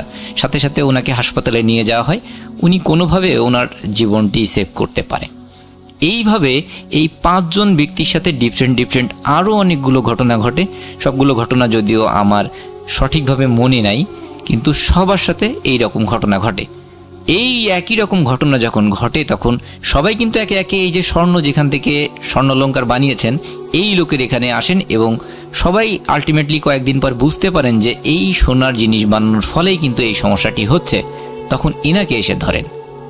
আর এই যে সোনার দোকানের মালিক ইনি তো জানতেন যে এই যে সোনার দাঁতগুলো থেকে এগুলো বানিয়েছেন এবং এইটার সাথেই কিন্তু সমস্যাগুলো হচ্ছে। উনি প্রথমে স্বীকার না করতে চাইলেও এক পর্যায়ে উনি ঘটনাটি তাদের সাথে বলে দেন এবং সবাই মিলে এই কাশেম ভাইয়ের বাড়িতে এসে উপস্থিত হন। সকল ঘটনা শুনে কাশেম ভাইও খুব ভীত অবস্থায় পড়েন, কারণ এই সোনার জিনিস উনি যখন বিক্রি করে এসেছেন তারপর থেকে তার ওয়াইফ মারাত্মক আকারে অসুস্থ এবং তার ওয়াইফের শরীর রক্তশূন্য হয়ে গেছে এমন একটা অবস্থা। তিনি কিন্তু অনেক শরীর স্বাস্থ্য ভালো এবং মোটা সোটা অনেক ভালো একটা ফিট মহিলা, কিন্তু তিনি এখন মারা যাচ্ছেন এমন একটা অবস্থা হয়ে গেছে। তো উনি তখন বলেন যে আমার ওয়াইফেরও এই অবস্থা। এক পর্যায়ে ওই স্বর্ণালঙ্কারগুলো উনি কালেক্ট করেন এবং কালেক্ট করে পুলিশের কাছে পৌঁছে দেন এবং পুলিশ সেটি কি করে সেটি উনি আর জানেন না। এর 3 মাস পর ওনার ওয়াইফ কিন্তু মারা যান। আর ওয়াইফ মারা যাওয়ার পরবর্তীতে ওনার লাইফও অনেক অগোছালো হয়ে যায়। উনি আর এই লাশ কাটা বা এই যে টাইপের কাজগুলো আর উনি করেন না। উনি এখন ছোট একটি মুদির দোকান দিয়ে সেখানে ব্যবসা করেন এবং একা একাই থাকেন। তো এটি ছিল আমার ঘটনা রাসেল ভাই। কতটুকু আমি গুছিয়ে বলতে পেরেছি সেটি ঠিক আমি জানি না। যদি আপনার ভালো লেগে থাকে, পছন্দ হয়ে থাকে, তাহলে অবশ্যই শ্রোতাদের উদ্দেশ্যে ঘটনাটি শেয়ার করবেন। আর আপনারা যারা শুনছেন সবাই ভালো থাকবেন। ধন্যবাদ।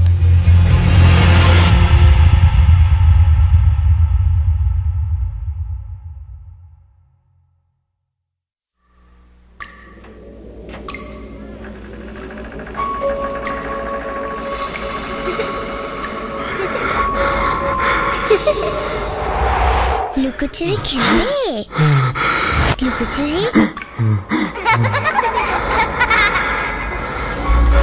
তুমি লুকাও, আমি ঠিকই তোমাকে খুঁজে পাবো।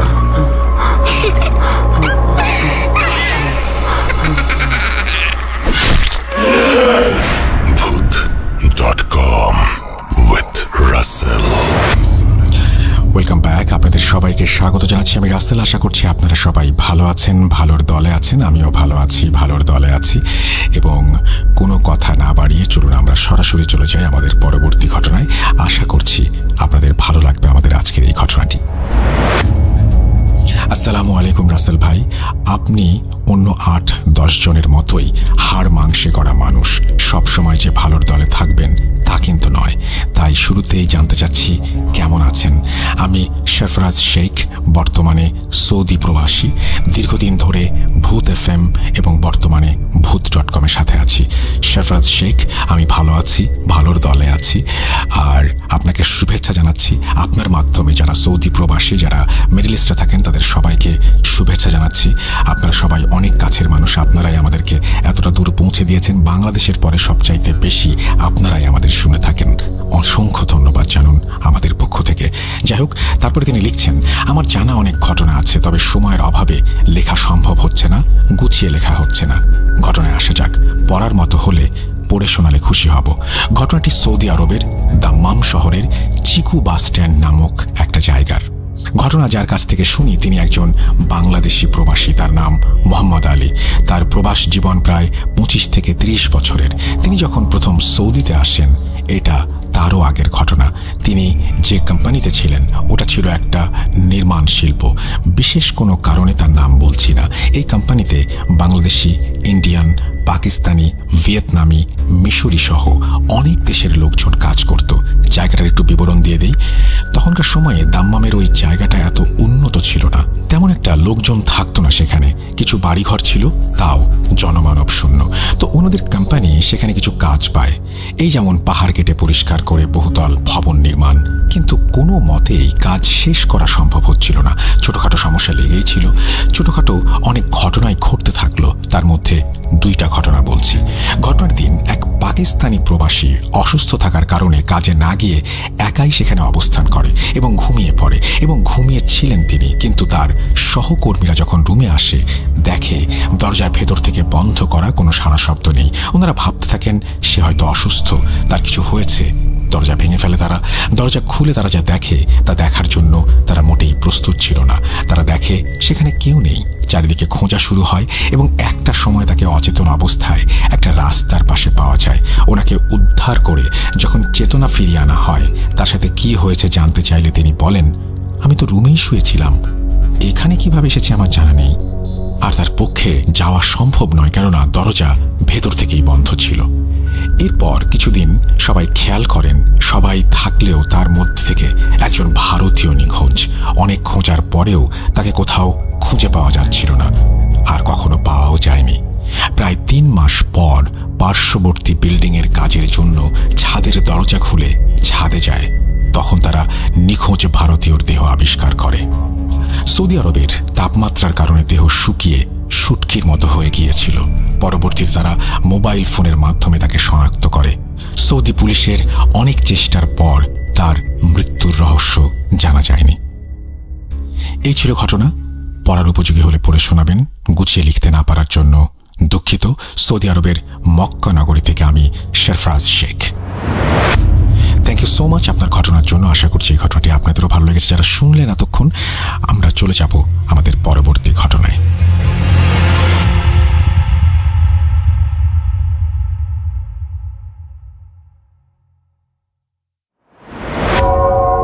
আবারও রাতের আঁধারে ভয়ের রাজ্য ফুঁড়ে ফিরেছি সেই পুরনো সুরে। বিশ্বাস করা বা না করা আপনার ব্যাপার, but the old music comes alive. Bhoot.com. The fear returns with Russell. আরও একবার আপনাদের সবাইকে স্বাগত জানাচ্ছি। আমি রাসেল। আশা করছি আপনারা সবাই ভালো আছেন এবং ভালোর দলে আছেন। আমি কথা না বাড়িয়ে আমাদের পরবর্তী অডিও ক্লিপে যাব, কারণ রাত যত বেশি বাড়ে তত বেশি আমাদের কথা শুনতে ইচ্ছে করে না, বরং হারিয়ে যেতে ইচ্ছে করে ভয়ের রাজ্যে। চলুন শুনে আসি আমাদের পরবর্তী ঘটনা।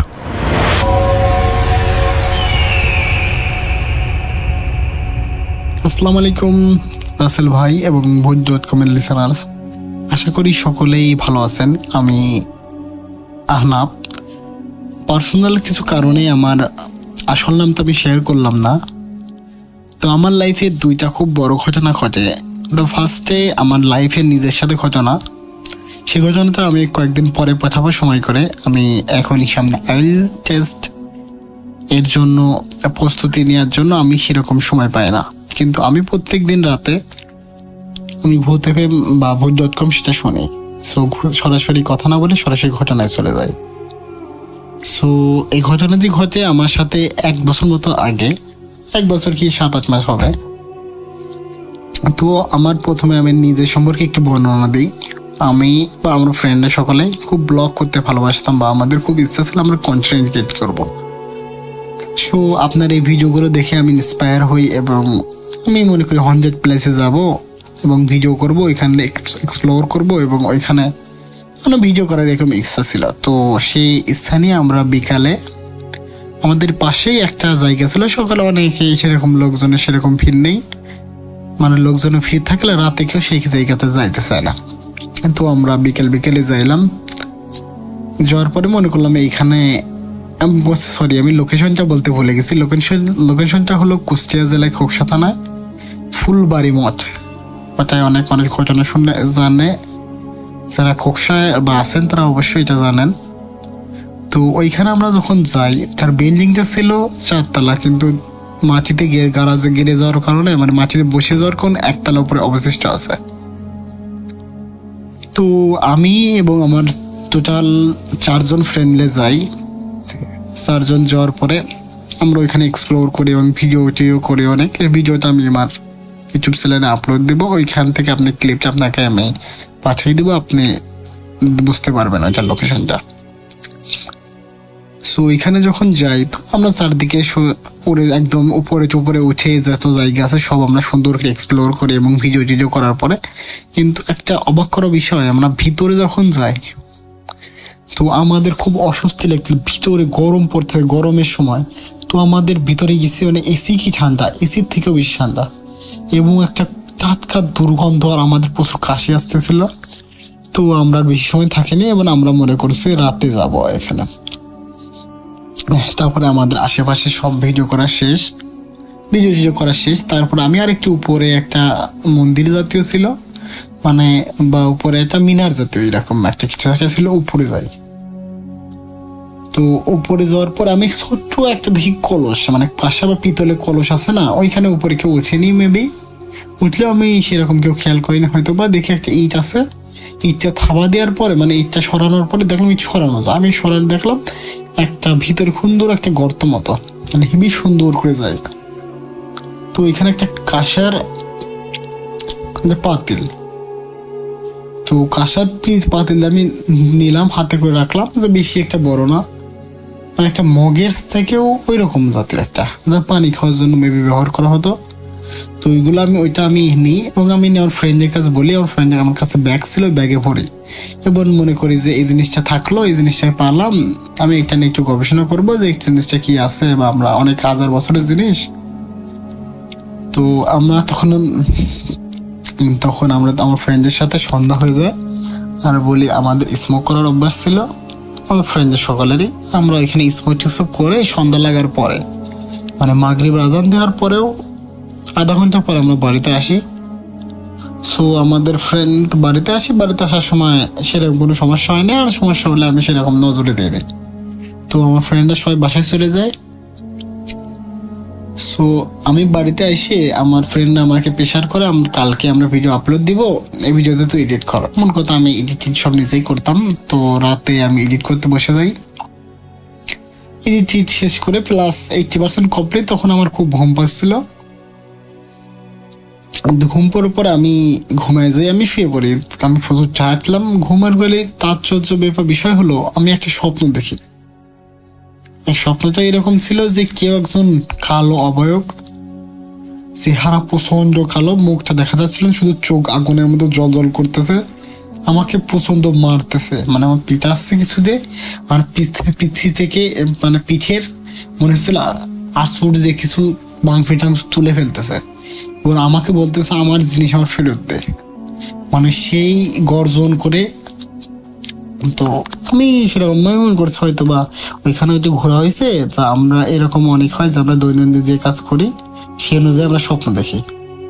তো আমি মনে করছি ওই রিলেটেড কোনো কিছু হয়েছে। তো আমি কিছু আমল নেই, সকালবেলা ঘুম থেকে উঠছি 10টার সময়, তারপরে 10টার সময় উঠে আমি ভিডিওটি এডিট শেষ করে বিকালে ইউটিউবে আপলোড দেওয়ার জন্য মানে আপলোড দিয়ে প্রিমিয়ার করে রেখে দিয়েছি। তো তারপরে সেদিন আর সমস্যা হয়নি। তারপরের দিনও আমি সেম স্বপ্ন দেখছি, আমি আর তখন এমএলএ নিই। মানে সে অবাক করা বিষয় হলো আমি যে স্বপ্ন দেখছি আমার ফ্রেন্ডরা যেগুলো ছিল সবাই একই স্বপ্ন দেখছে, কিন্তু প্রথম 2 দিন কিছু না হলে পরের দিন আমি ঘুম থেকে উঠে দেখি আমার পিঠের রক্ত বিছানায়। আমি ভাবতে পারিনি সেই স্বপ্ন দেখছে। তারপর দেখি পিঠে খাত গর্ত হয়ে গেছে। আমি আর সেরকম কিছু বলি না, সেই গর্ত চিহ্নটা আমার ছবি তুলে পাঠাবো আপনাকে। তো তারপর ঘুম থেকে উঠলাম, ওই পাশের কোলটা আমার টেবিলের উপর রাখা ছিল। তারপর দিন আমাদের বাড়িতে একটা অনুষ্ঠান করি, মানে একটি আমার ফ্রেন্ডরা মিলে একটা পিকনিক জাতীয়। সো খাওয়া দাওয়া করে আমার ফ্রেন্ডের মানে 3জন, একজনের বাড়ির পাশে ছিল। তো রাত প্রায় 2টা বেজে যায়। আমি তো আগাইতে যাওয়ার পরেই শুনি যে পিছন থেকে আমাদের কেউ ডাকতেছে। আমি তো অবাক, আমি বুঝতে পারছি না কি হচ্ছে। প্রচুর ডাকতেছে। হঠাৎ করে সামনের দিকে একটা কালো অবয়ব আমাদের চারদিক থেকে ঘিরে ফেলেছে, মানে চারদিক থেকে 4জন উপরে দাঁড়াচ্ছে। আমার ফ্রেন্ডরা তো একজন সাথে সাথে প্রায় সেন্সলেস হয়ে গেল। আর আমার ফার্স্ট ল্যাবে এটা ঘটনা ছিল, আমার এক্সপিরিয়েন্স ছিল। সো আমাকে কিছু শিখিয়ে দিয়েছিল, আমি কিছু জানতাম যে কিভাবে শরীর আমরা নিজেরাই। আমি শরীর বন্ধ করে, আমার একটা হিন্দু ফ্রেন্ড ছিল, ওকে আমি যেরকম দোয়াটা পড়াইয়ে ও শরীরটা বন্ধ করি। সো তারপরে তারা আমাদের আশেপাশে আসতে পারছে না। আমরা যেহেতু 4 জন ছিলাম, আমি মাঝে ছিলাম, আমি 4 জনের হাত সবটাই ধরে রাখছি। সেন্সলেস হওয়ার পর তার একটু পরে জ্ঞান আসে, কিন্তু তারা কিন্তু আমার আশেপাশে আসতে পারতেছে না, কিন্তু আমার পাশ দিয়ে গর্জন করছে, বাঘের কি গর্জন, মানে আমি এই ঘটনাটা মনে পড়লে এখন আমার বুক কাঁপে হচ্ছে। আমি মোটামুটি সাহসী ছিলাম, তো আমি কিরকম কিছু আমি কিরকম মনে করিনি। তো আমি যখন পরে আমার ফ্রেন্ডের পথে এক জায়গায় যাওয়ার পরে, আমার ফ্রেন্ড তো একজন, সে প্রচুর অসুস্থ হয়ে যায়, সে বমি, তার মানে সে মানে বাড়িতে যাওয়ার আগে বমি। তারপরে আমার ব্যাগে বোতল ছিল, 7 আপের বোতল, নট ওয়াটার, 7 আপ। আমরা খাইতে খাইতে যাচ্ছিলাম, 7 আপ খাই। তারপরে হঠাৎ করে আমরা একই পথ দিয়ে প্রায়, আমার ফ্রেন্ডের তাৎপর্যের বিষয় হলো, আমার ফ্রেন্ডের বাসা আমাদের বাসা থেকে 1 থেকে 1.5 কিলো হাঁটলে সর্বোচ্চ 10 থেকে 15 মিনিট লাগবে। সো আমরা প্রায় 2 ঘন্টা আছি, 2টার সময় উঠেছি, আমাদের বাড়ি থেকে বেরোইছি। 2 ঘন্টা আসার পরেও দেখি আমাদের বাড়ির রাস্তায় জানি সামনে। আমরা তো মাথা ঘুরে গেছি, কি আমরা কোথায় যাচ্ছি, মানে পথগুলো পুরো অচেনা, মানে এই পথ দেখে আমি কোনোদিনে যাইনি, কিন্তু আমি আমারটা মিস না, আমাদের এলাকা যেহেতু আমার নিজের বাড়ি। সো আমি, আমার বয়স 20-21 বছর, আমি 21 বছরে মোটামুটি সব এলাকা আমি পরিচিত। তো এই রাস্তা আমি চিনতেছি না। আমরা আবার আমার বাড়ির সামনে চলে এসেছি, আবার যাইতে যাইতে প্রায় 4-5 ঘন্টা পর আমরা 4-5 জনের টায়ার্ড, এবং আমার ফ্রেন্ডরা প্রচুর ভয় পায়, যারা ভয়তে কাঁপতে থাকে। সো তারা আমাদের আশেপাশে ঘুরতেছে, আমি বুঝতেছি পিছন থেকে ডাকতেছে একজন, মানে তারপর আমার ফ্রেন্ড হঠাৎ করে আবার শুয়ে পড়ে, সে তাকে আর জ্ঞান ফেরাতে পারে না। পরে আমি একজনের কাঁধে নিই, মানে 2 জন আমার কাঁধে নিয়ে বসে থাকি, কাঁধে মানে কাঙালি, মানে কাঁধে নিয়ে বসে রয়েছি, না আসতেছে আস্তে আস্তে আমার ঘাটটা, আমি ওকে কাঁধে নিছি। আমার মনে হচ্ছে ওর ওজন কত, চিকন 50 কেজি, 40 কেজি, 45 কেজি, 50 কেজি। তো আমি মনে হচ্ছে আমি 100 কেজি নিয়েছি। সো আমার ঘাড় তার মোড়াচা ভেঙে যাচ্ছে, কিন্তু আমার ফ্রেন্ড, আমি যেহেতু আমি নিতে, আমার এখানে আমি এখন তাকে বাঁচাইতে হবে। তো আমরা প্রচুর ভয় পেয়ে যাই সারাদিন হাঁটতে হাঁটতে। তারপর হঠাৎ করে আমরা নামতে দিকে আমাদের সামনে পানি, রাস্তার পরে পানি ভরে যাচ্ছে, গলা পর্যন্ত পানি। আমরা বুঝতে পারছি না কি, আমার ফ্রেন্ড কিন্তু ওটা পানির ভিতর। তারপরে এরকমই চলতে, তারপরে হালকা এক বাড়িতে সামনে আলো, একজন লাইট মারছে, মানে দূর থেকে টর্চ লাইট আছে না, সে লাইট মারার পরে কয়েছে, তোমরা পুকুরে কি করে এত রাতে তোমার পুকুরে কি? সে ভাবছে আমরা মাছ চুরি করতে এসেছি, সেই জন্য। পরে ওনার সাথে আমরা সব ঘটনায় খুলে বলি, উনিও বুঝে, উনি আমার পরিচিতই ছিল, আমার পরিচিত না, আমার ফ্রেন্ডের পরিচিত হলো, আর ফ্রেন্ডের প্রতিবেশী হয়। সো উনি আমাদের উদ্ধার করে আমি সব বলার পরে উনি একজন ইমাম সাহেবের কাছে নিয়ে যায়। ইমাম সাহেবের কাছে নেওয়ার পরে ইমাম সাহেব বলে, তোমরা কি করছো যে তোমাদের পাশে এত একটা খারাপ জিন তোমাদের পাশে ঘুরতেছে? আমরা বলি আমরা তো কিছু করিনি, তোমার বলতে। আমি শুনি হঠাৎ করে বলে, তোমার কাছে কি আছে? বলছে আমার কাছে কিছু নাই। কয়দিন আগে তুমি কোথা থেকে কি চুরি করে নিয়ে আইছো? তারা তোমার উপরে এত রাগান্তিক, তাদের এত বলতেছে তারা যাওয়ার জন্য রাজি হচ্ছে না, এবং তারা বলতেছে যে আমাদেরকে শেষ করে ফেলবে। তুমি তোমাদের সবার শরীর বন্ধ করে দিচ্ছিলে বলে সে তোমাদের কিছু করতে পারে না, কিন্তু তোমাদের ছেড়ে দেবে না। তো এরকম করে পরে হুজুরের সাথে বলি। পরে আমি বুঝতে পারবো না, ওই ফার্স্টে আমি ওই জিনিসটার কথা মাথায় ছিল না আমার, যে ওই জিনিসটা আমি নিয়েছি। পরে সকালে চলে যাই, সকালের পর আমার ফ্রেন্ডের 3 জনের খুব জ্বর আসে, আমারও জ্বর আছে। হালকা জ্বর আসার পরে আমি মনে করি যে আমি একটু যখন সুস্থ আমার ফ্রেন্ডের বাসায় যাবো, সবার আমি বাসায় পৌঁছা দেওয়ার পর আমি যাব। তো ব্যাগে দেখি ওইটা, কিন্তু ওইটার ভিতরে যে কলসটা বলতাম কত লিখছে রক্ত কোথা থেকে এলো? এখন দেখি আমার পিঠে দাগ, মানে আমার পিঠে যেখানে বললাম না কেটে গেছে, সেখানে আরো গর্ত হয়ে গেছে এবং প্রচুর ব্যথা হয়ে গেছে। সো তারপরে সেদিনটা যায়, মানে সেদিন বিকালে আমি যখন মাথায় আসি সেটা আমি কলসিতে হুজুরের কাছে দিয়ে আসি। হুজুর আমাদের তখনই বললো যে যেইখান থেকে নিয়ে এসেছো সেইখানেই থো আসবা, এবং যেই টাইমে শেষো, আমার টাইম তো মনে নেই। পরে হুজুর জিন হাজির করে এবং বলে ওইটা তুমি যেই জায়গা থেকে নিয়ে এসেছো সেই জায়গায় রেখে তো আসবা, এবং আমাদেরকে মানে ওদের খুশি করার জন্য, মানে যে জিনরা নিয়েছে আমাদের পিছনে এতক্ষণ আমাদের জ্বালাতন করেছে, তো অবশ্য ভুলটা আমাদেরই ছিল। তো আমরা এখানে রাখি এবং তাদের বলি যে এইখানে 5টা মুরগি জবাই করে একটা ব্যাগে রেখে উপরে ঝোলাইতে আসতে, মানে বিকাল 4:45 টাইম কেন বলেছিল আমি জানি না। আর কিসের জন্য ওই কলসটা নেওয়ার পর আমাদের উপর এত খেপেছিল তাও জানি না।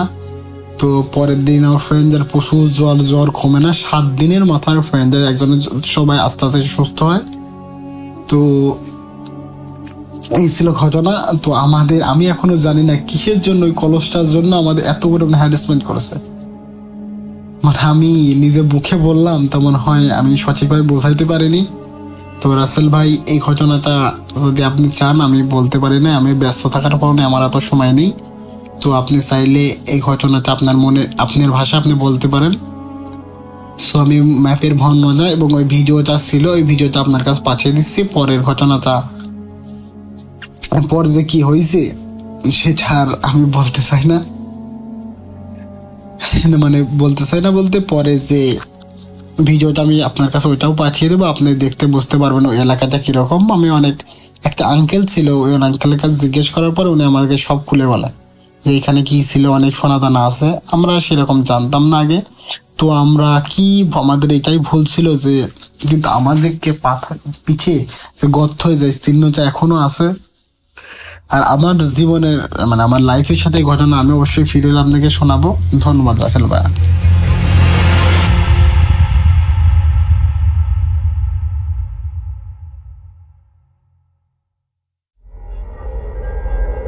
Spirit, be here with me.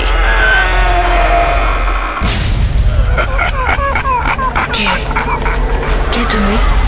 Bhoot.com. The fear returns with Russell.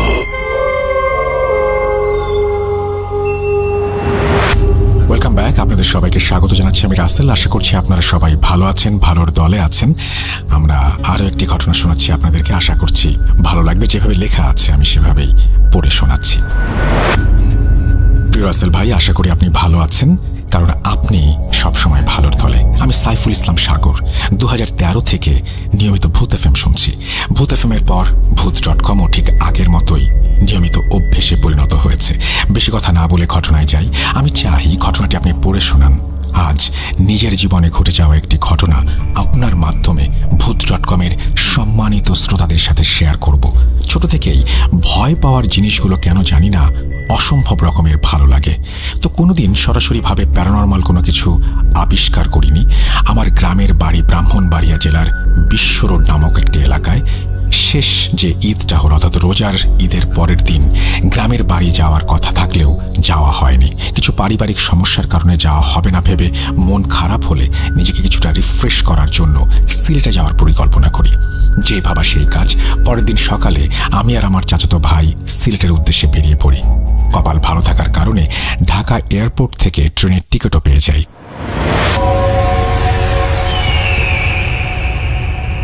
সকালে বের হয়ে যাওয়ার কারণে আমরা একজনও নাস্তা করিনি। বেলা 12টার দিকে ভালোই খিদা অনুভব করলাম। ট্রেন থেকে স্যান্ডউইচ আর চিপস কিনে খাই, কিন্তু বিপত্তি বাধে। কিছুক্ষণ পর আমার পেটে প্রচণ্ড ব্যথা শুরু হয়। সিলেটে পৌঁছাতে কয়েকবার বমি করি। শেষে 20 মিনিট অজ্ঞান ছিলাম। জ্ঞান ফিরতেই নিজেকে একটা হোটেলের রিসেপশনের ডেস্কের সামনে সোফায় আবিষ্কার করলাম। আমার চাচাতো ভাই একটা রুমের ব্যবস্থা করলে আমাকে সেই রুমে নেওয়া হয়। শরীর দুর্বল থাকাতে আমি ফ্রেশ না হয়েই ঘুমিয়ে পড়ি। আচমকা একটি মেয়েলি কান্নার শব্দে আমার ঘুম ভেঙে যায়। চোখ খুলে অন্ধকার রুমে এক কোণে সাদা কাপড় পরিহিত কিছু একটা দেখি।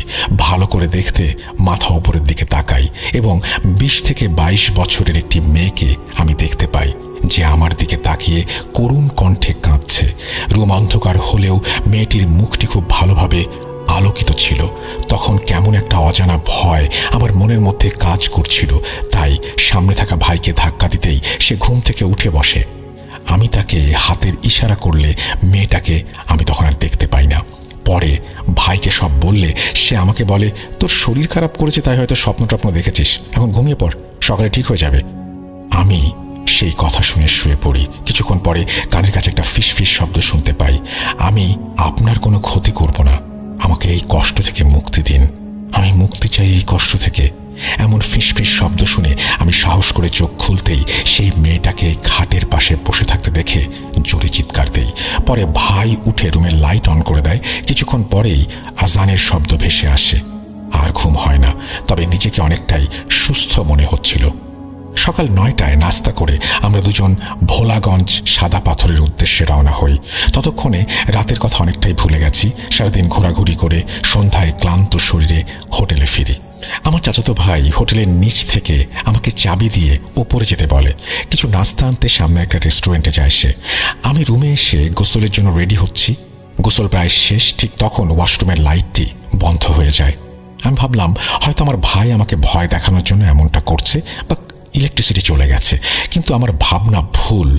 সেটা বুঝতে বেশি দেরি হলো না, কারণ আমি গোসল শেষ করে ড্রেস চেঞ্জ করব, ঠিক সেই সময় আবার গত রাতের মতো সেই কান্নার শব্দ শুনতে পাই। কি করা উচিত কিছুই বুঝতে না পেরে ওয়াশরুমের দরজা খুলতেই কান্না বন্ধ হয়ে যায়। রুমের লাইট অন আছে, কিন্তু ওয়াশরুমের লাইট বন্ধ করলো কে? এসব ভাবতে ভাবতেই ভাইকে ফোন করলাম। সে জানালো আসতে 10 মিনিট লাগবে। তাই শার্ট পরে হোটেলের রিসেপশনে চলে গেলাম। সেখানে পাঞ্জাবি পড়ুয়া 45 বছর হবে এমন এক ভদ্রলোককে দেখলাম। কথা বলে জানতে পারলাম উনি হোটেলের ম্যানেজারের অ্যাসিস্ট্যান্ট। কিছুক্ষণ কথা বলে ওনাকে 10টার দিকে রুমে আসতে বলি। এর মধ্যে ভাই চলে আসলে ভাইকে নিয়ে রুমে চলে আসলাম। ভাইয়ের কাছে ওয়াশরুমের কথা কিছু বলি নাই। হালকা নাস্তা করে 8টার দিকে দুজন বাইরে হাঁটতে বের হলাম। 9:45-এ আমি একা রুমে চলে আসি। ভাই কিছু একটা জিনিস আনার জন্য একটু দূরে গিয়েছিল। রুমে এসেই রিসেপশনে ফোন করে ভদ্রলোককে আসতে বলি। 5 মিনিটের মধ্যে চলে আসেন তিনি। পরে ওনাকে রাতের ঘটনা সম্পর্কে বিস্তারিত জানানোর পরে উনি কিছুক্ষণ চুপ থেকে বলতে শুরু করেন, আমার কথাগুলো দয়া করে কাউকে বলবেন না, তাহলে আমার চাকরিটা চলে যাবে। প্রায় 3 বছর আগে প্রতিদিনের মতোই সকাল 10টায় আমি হোটেলে আসি। কিছুক্ষণ পরে একটা ছেলে এবং মেয়ে আসে থাকার জন্য রুম খুঁজতে। কথা বলে জানতে পারি তাদের বাড়ি কুমিল্লা জেলার কোনো একটা এলাকায়। নতুন বিয়ে করেছে, তাই ঘুরতে এসেছে। আমি ওদের আইডি কার্ডের কপি রেখে 15 নম্বর রুম, মানে একটি রুম দেখালে সেটি তারা পছন্দ করে এবং 5 দিনের জন্য বুক করে ফেলে। সব ঠিকই ছিল। তৃতীয় দিন সকালে ছেলেটা বেরিয়ে যায়, পরে আর আসে না। ওই রুম থেকে সারাদিন কোনো সারা শব্দ না পেয়ে ব্যাপারটা সহজভাবে নেই, কিন্তু পরের দিনও ছেলেটা যখন আসে না আর মেয়েটারও কোনো সারা শব্দ পাই না, তখন আমাদের সন্দেহ হয়। প্রতিটা রুমের একটা করে চাবি আমাদের কাছে থাকে। পরে ম্যানেজার, আমি ও আমাদের রুম বয় মিলে ওই রুমের লক খুলে রুমে যেতেই সবাই থমকে যাই। মেয়েটার হাত পায়ের সমস্ত শিরা উপশিরা কাটা এবং আমরা দেখে খুব ভয় পেয়ে যাই। ম্যানেজার সাহেব মালিককে ফোন দিলে সে বলে বিষয়টি ম্যানেজ করতে যেন জানাজানি না হয়ে যায়, তাহলে হোটেলের বদনাম হবে। আমি ম্যানেজার ও রুম বয় ছাড়া বিষয়টি সম্পর্কে আর কেউ জানে না, এটা জানালে আমাদের সমস্যা হবে, এই কথা বলে ফোন রেখে দেই। তখন ম্যানেজার আমাদের দুজনকে কোনোভাবে ভয় দেখিয়ে বিষয়টি ধামাচাপা দেওয়ার জন্য মেয়েটির লাশ একটা পাটের বস্তায় রেখে দেয় এবং রুমটি বন্ধ করে দিয়ে আমাদের নিয়ে চলে যায়। সেই রাতে 1টার দিকে আমাকে আর রুম বয়কে নিয়ে রুম থেকে লাশের বস্তাটা ম্যানেজারের গাড়িতে তুলে একটা ব্রিজের উপরে নিয়ে যাওয়া হয় এবং সুরমা নদীতে আমরা সেই লাশটি ফেলে দিয়ে আসি। আমরা ভেবেছিলাম আমরা সমস্যার সমাধান করে ফেলেছি। পরের দিন ম্যানেজারের শরীর খারাপ থাকায় তিনি আমাকে সব বুঝিয়ে দিয়ে বাসায় চলে যান। তার বাসা হোটেল থেকে 5 কিলোমিটার দূরে। পরের দিন ম্যানেজারের বাসা থেকে ফোন আসে, আমরা জানতে পারি তিনি মারা গেছেন। আমি তাড়াহুড়ো করে ওনার বাসায় গিয়ে যা দেখি তা দেখে আঁতকে উঠি। ওনার গলাটা আলাদাভাবে ফ্লোরে পড়ে আছে, নিথর শরীরটা বিছানায়, হাত পায়ের শিরাগুলো কাটা। ওনার ছেলে জানায় সে তার মা ঢাকায় ছিল। রাতে তার বাবার সাথে কথা হলে সে বলে শরীরটা ভালো নেই, তারা যেন সকালে সিলেটে চলে আসে। সকালে সে দরজা বন্ধ দেখে ফোন দিলে নাম্বার বন্ধ পেয়ে অনেক ডাকাডাকি করে তারা, কিন্তু ভেতর থেকে কোনো সারা শব্দ পায় না। পরে দরজার লক ভেঙে ভেতরে আসতেই এই অবস্থা দেখতে পায়। আমাদের আর বুঝতে বাকি রইল না যে বিষয়টি সাধারণ কিছু না, কারণ যে মেয়েটির লাশ আমরা নদীতে ফেলে দিয়েছিলাম ঠিক তার মতো করেই ম্যানেজারের মৃত্যু হয়েছে। পরে আমি হোটেলে এসে রুম বয়কে সাথে নিয়ে হোটেলের মালিককে বিষয়টি জানাই। তিনি কাকতালীয় বলে আমাদেরকে বোঝায় এবং এসব বিষয় গোপন রাখতে বলে। কিন্তু পরদিন রাতে আমি একটা বাজে স্বপ্ন দেখি। বিপদ আঁচ করতে পেরে একজন কবিরাজের সাথে কথা বললে তিনি 2টা তাবিজ দেন আমাদেরকে। এই তাবিজ কোনোদিন যেন না খুলি সেই ব্যাপারে সাবধান করে দেন, আর রুম নাম্বার 15 যেন বন্ধ করে দেই সেটাও তিনি বলে দেন। প্রায় 1 বছর বন্ধ থাকার পরে মালিকের চিল্লাচিল্লিতে এই রুম আবারও খোলা হয়। পুরো হোটেল বুক না থাকলে এই রুম কাউকে দেখাই না।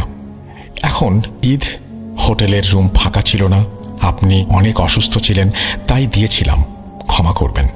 আর আমরা এমনিতে অনেক শাস্তি পেয়েছি। এই ঘটনার 1 মাস পরে রুম বয়ের 3 বছরের ছেলেটা মারা যায়। আমার একটা মেয়ে জন্মের 1 দিন পরে মারা যায়।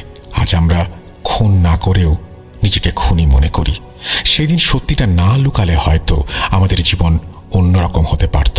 চোখের পানি মুছতে মুছতে উনি বলেন, আপনারা এই রুমে থেকেন না, আমাদের অন্য রুমও খালি নেই, পাশে একটা হোটেল আছে, ম্যানেজ করছি।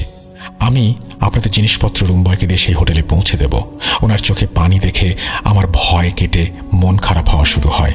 ভাই রাত 12টার পরে আসলে পাশের একটা হোটেলে আমরা শিফট করি।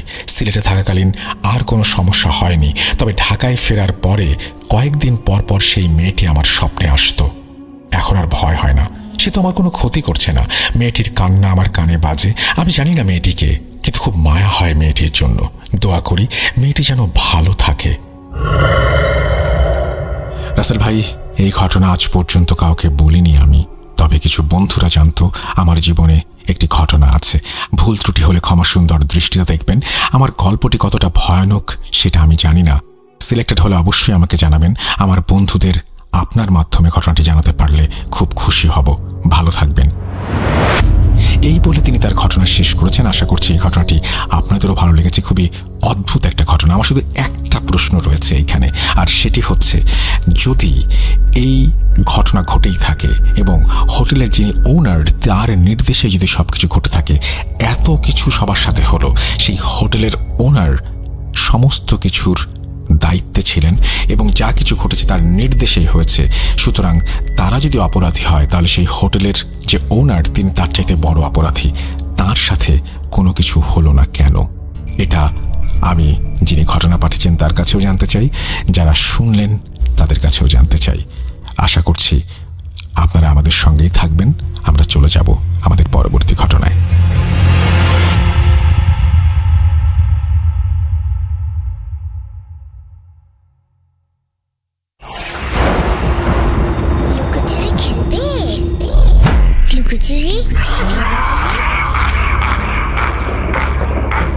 You will never be alone.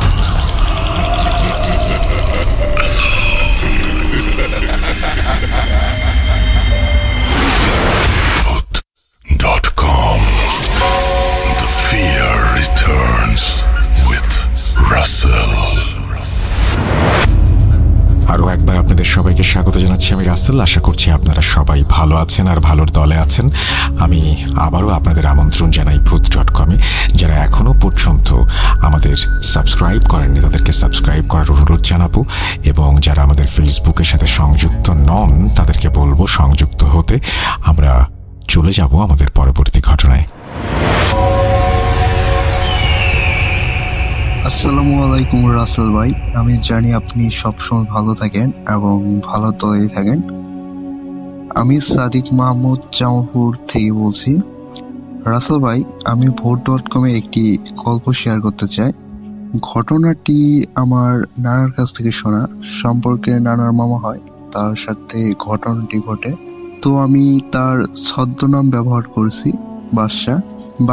কবিরাজ শেখার জন্য প্রায় কবিরাজের কাছে যায়। কবিরাজ সে তার পাশের এলাকায় থাকে। সে ছিল মুসলিম। এখানে ধর্মের নাম কেন বললাম সেটা পরে বলছি। তো বাদশা কবিরাজ শেখার জন্য কবিরাজের কাছে গেলে কবিরাজ যা যা করতে বলতো বাদশা তাই করতো, কারণ তার ইচ্ছে ছিল সে কবিরাজ শিখবে। তো সে কবিরাজের কথা অনুযায়ী সব কাজ করত। তো বাদশাদের এলাকায় আরেকটা হিন্দু কবিরাজ ছিল। সে অন্যান্য কবিরাজ থেকে আলাদা এবং সে অনেক কিছু জানতো, অন্যান্য কবিরাজ থেকে অনেক বড় আর কি। তো সে একদিন হঠাৎ মারা যায়। তো মারা যাওয়ার আগে সে বলে রাখে, যেহেতু সে ছিল হিন্দু সম্প্রদায়, তো সে বলে রাখে যে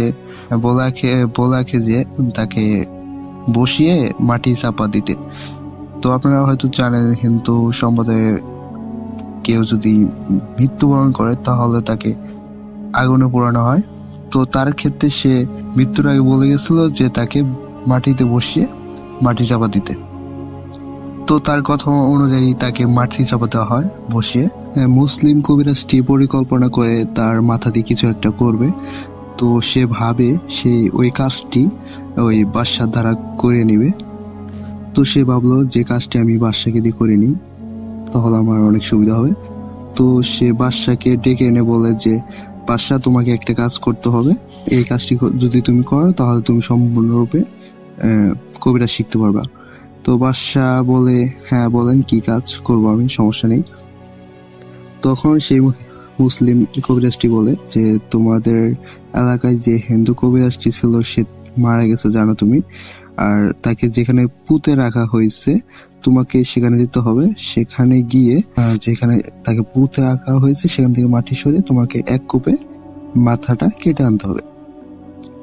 বাদশা কিছুটা ভয় পেলেও সে রাজি হয়ে যায়, সে বলে আচ্ছা ঠিক আছে আমি যাব। তখন মুসলিম কবিরাজটি বলে তুমি একা যাবে না, আমিও যাব তোমার সাথে। তুমি সেখানে যে মাথাটি কেটে আনবা, আমি তোমার থেকে কিছুটা দূরে আমি দাঁড়িয়ে থাকবো। তখন বাদশা হবে আচ্ছা ঠিক আছে। তো তারা পরের দিন রাত ওইটা আপনার অমাবস্যা রাত ছিল।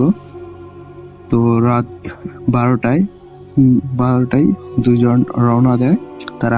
তারা যায়, দুইজন যায়। যাওয়ার পর কবিরাজ সে অনেকটাই ধরতে গেলে আপনার 200 পাও এরকম দূরত্ব বজায় রেখে মানে সে দাঁড়িয়ে পড়ে আর বাদশাকে বললে তুমি যাও। তো তারপর বাদশা ধীরে ধীরে এগিয়ে যায়। সে কিছুটা ভয় পায় কারণ সেখানে আসলে কোনো মানুষ চলাফেরা করতো না, একদম নিশ্চুপ আস্থা।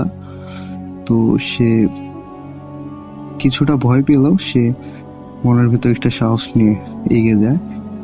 তো সে কিছুটা এগিয়ে গেলে কিছু একটা শব্দ, আওয়াজ, কি একটা ঝিম আওয়াজ, এরকম আওয়াজ মানে অন্যরকম একটা আওয়াজ শুনতে পায়, যেটা শুনে সে স্বাভাবিক ফিল করে না। তো সে আস্তে আস্তে যেখানে হিন্দু কবিরাজটিকে পুঁতে রাখা হয়েছে সেখানে আস্তে আস্তে সে যায়।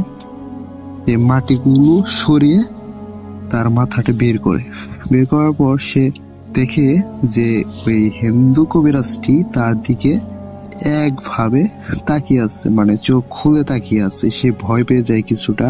তারপর সে বাগিটি হাতে নিয়ে যখনই বাগিটা নিয়ে ওই হিন্দু কবিরাজটির গলায় আঘাত করলো, সঙ্গে সঙ্গে বিকট আওয়াজ করে হাসতে শুরু করলো। ভয় পেয়ে সে আবার কূপ দিতে থাকলো। সে 3-4টা কূপ দিছে, তারপরও কাটে না, আস্তে আস্তে হাসতেই আছে আর মুখটা মনে হয় বড় হচ্ছে এরকম। তো সে অনেক ভয় পেয়ে যখন মুসলিম কবিরাজটিকে ডাকলো তখন থেকে সে নেই, মানে সে ওখান থেকে চলে গেছে। সে আরো ভয় পেয়ে যায়। সে এক দৌড়ে তার বড় ভাইয়ের বাড়ির ঘরের সামনে ডাকতে মানে চিৎকার করতে করতে ওই ঘরের সামনে পড়ে যায়। তো এই অবস্থায় সবাই বের হয়ে আসে। তারপর সে সব ঘটনা খুলে বলার পর কিছুক্ষণ পরেই সে মৃত্যুবরণ করে। রাসেল ভাই, এই ছিল ঘটনা। এটি একটি সত্য ঘটনা, ভালো লাগলে পড়ে শোনাবেন। রাসেল ভাই, আমার কাছে আরো ঘটনা রয়েছে। ভালো থাকবেন। আসসালামু আলাইকুম।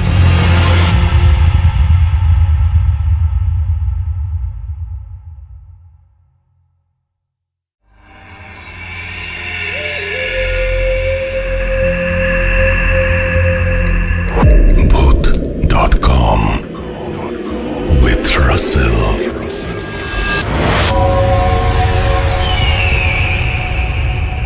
আসসালামু আলাইকুম রাসেল ভাই, আশা করি ভালো আছেন।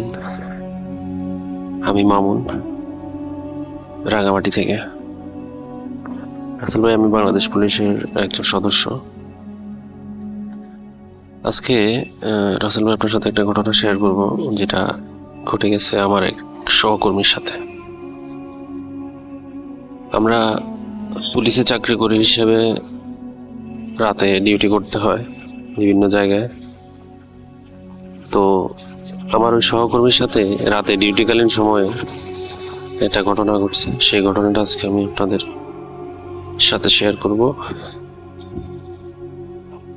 যেহেতু পুলিশে চাকরি করি, ছুটি নিয়ে স্টুডিওতে আসা সম্ভব না, সেজন্য আমি চাইবো ঘটনাটি যদি সিলেক্ট হয় শ্রোতাদেরকে শোনাবেন। শুরুতে রাসেল ভাই আরেকটা কথা বলি, ভূত এফএমের শুরু থেকেই আমি ভূত এফএমের সাথে আছি, কখনো ঘটনা শেয়ার করা হয়নি। আজকে একটি ঘটনা শেয়ার করব। তো আমার সেই সহকর্মী আমার সাথে ঘটনাটি যেভাবে শেয়ার করছিল, আমি ঠিক সেভাবেই শেয়ার করছি।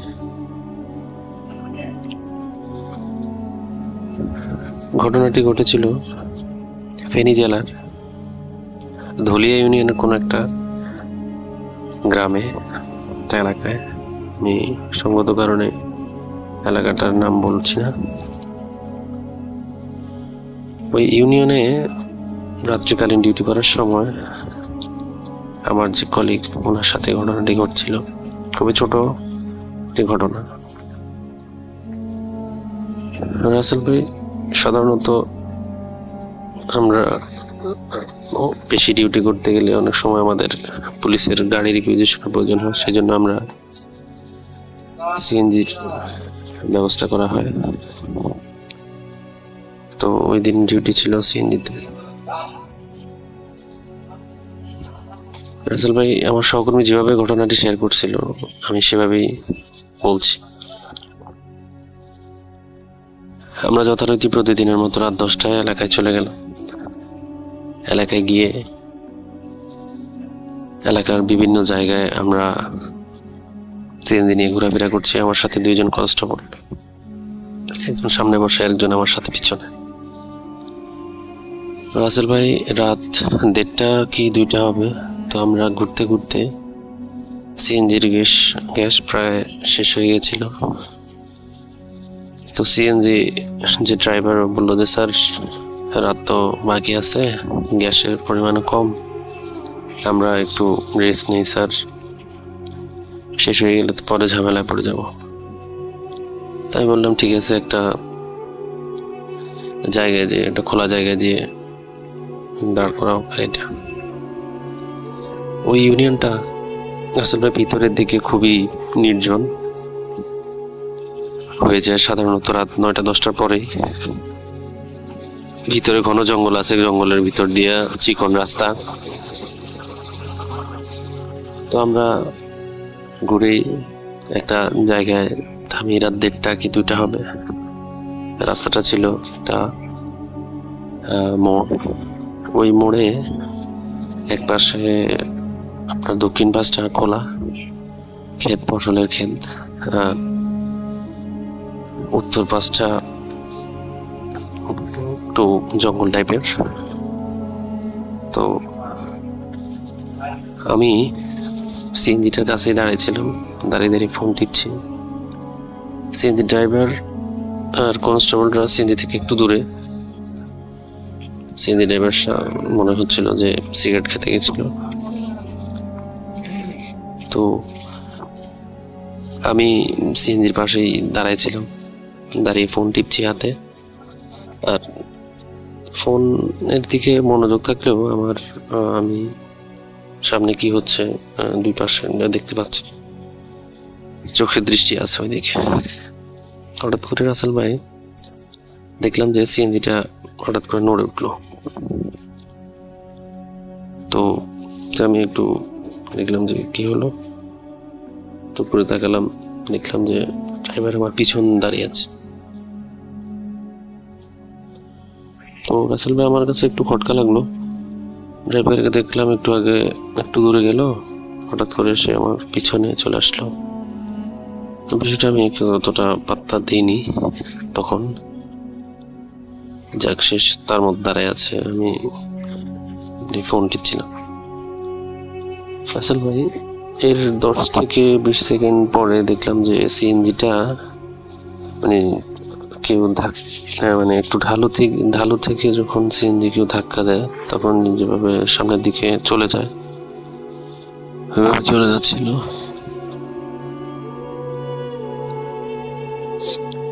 তো দেখলাম যে সিএনজিটা এভাবে যেতে যেতে ক্ষেতের দিকে পড়ে যাচ্ছে। আমি ড্রাইভারকে বললাম, এই তুমি সিএনজিটা ধরছো না কেন? তো কোনো কথা না বলে সোজা দাঁড়িয়েছিল। সিএনজিটা ততক্ষণে নিচে পড়ে গেছে। আমি একটু ধরার চেষ্টা করছি, কিন্তু আমি পারি নাই। সিএনজিটা একটু ভারী, আমার একার পক্ষে সিএনজি ধরে রাখা সম্ভব হচ্ছিল না তখন। তো আমি ড্রাইভারকে দিকে একটু বকাঝকা করে যখন পড়ে গেছিল তখন পিছন ফিরে তখন আমি ড্রাইভারকে মানে বকা দিতে যাবো আর কি, যে কেন ধরে না সে গাড়িটা। তখন দেখি ড্রাইভার ওখানে নাই। রাসেল ভাই, আমার কাছে তখন একটু খটকা লাগলো। এরপরে গাড়ি ভরা সাউন্ড হওয়ার পরে আমার কনস্টেবলরা সহ ড্রাইভার সহ ওই দিক থেকে আসতেছে, যেদিকে তারা গিয়েছিল ওই সময়। ওই দিক থেকে আসতে বললো যে স্যার গাড়িটা পড়ে গেল যে। তো আমি ড্রাইভারকে তখন বকাঝকা করলাম যে তুমি তো আমার এখানে দাঁড়াইছিলে, তুমি গাড়িটা ধরলে না কেন? তখন ড্রাইভার যে কথা বললো স্যার এই রাসেল ভাই, সেই কথাটা শোনার জন্য আমি মোটেও প্রস্তুত ছিলাম। সে বললো যে স্যার আমি তো এখানে ছিলামই না, আপনি কাকে দেখছেন? আমি কিছুক্ষণের জন্য তো হয়ে গেলাম, মানে কি হলো এটা আমার সাথে। পরে আমি ড্রাইভারকে বললাম যে এই ঘটনা। তখন সবাই একটু ভয় পেয়ে গেল। তা আমাদের গাড়িটা তো পড়ে গেল। এখন গাড়িটা তোলার জন্য তো আমাদের এই 3-4 জনের পক্ষে গাড়ির নিচ থেকে তোলা সম্ভব না, গাড়িটা প্রায় উল্টে গিয়েছিল। পরবর্তীতে আশেপাশের কিছু লোকজন ডেকে আমরা গাড়িটা তুলে ওই জায়গাটা খুব দ্রুত ট্র্যাক করি। তো রাসেল ভাই, স্যার এইভাবে আমাকে ঘটনাটা বলছিল। আসলে ঘটনাটা কতটুকু ভয়ানক তার চাইতে মনে হচ্ছে ঘটনাটা অদ্ভুত একটা ঘটনা। তো রাসেল ভাই, রাত্রিকালীন ডিউটি করার সময় এরকম ছোটখাটো ঘটনা আমাদের সাথে ঘটে। যদি এই ঘটনাটা সিলেক্ট হয় তাহলে আমি পরবর্তীতে আরো ঘটনা বলবো আপনাকে। book.com-এর প্রত্যেককেই ধন্যবাদ। আসসালামু আলাইকুম ওয়া রাহমাতুল্লাহ। আরও একবার আপনাদের সবাইকে স্বাগত জানাচ্ছি আমি রাসেল। আশা করছি আপনারা সবাই ভালো আছেন আর ভালোর দলে আছেন। সেই সাথে জানাচ্ছি কৃতজ্ঞতা, কারণ এই 5 বছরের পথ কোনোভাবেই অতিক্রম করা সম্ভব হতো না যদি আপনারা ভালো না বাসতেন, পাশে না দাঁড়াতেন, ভরসা না দিতেন। আপনারা এভাবেই পাশে থাকুন, এভাবেই আমরা এগিয়ে যাই সামনের দিকে। বেশি করে ঘটনা পাঠান। আমাদের ইমেল অ্যাড্রেস russell.bhuth.com@gmail.com। আপনারা ঘটনা পাঠাতে থাকুন এবং আশা করব যে এভাবেই আমরা এগিয়ে যাব আরও অনেক দূর। সবাই ভালো থাকুন, সুস্থ থাকুন, মোস্ট ইম্পর্টেন্টলি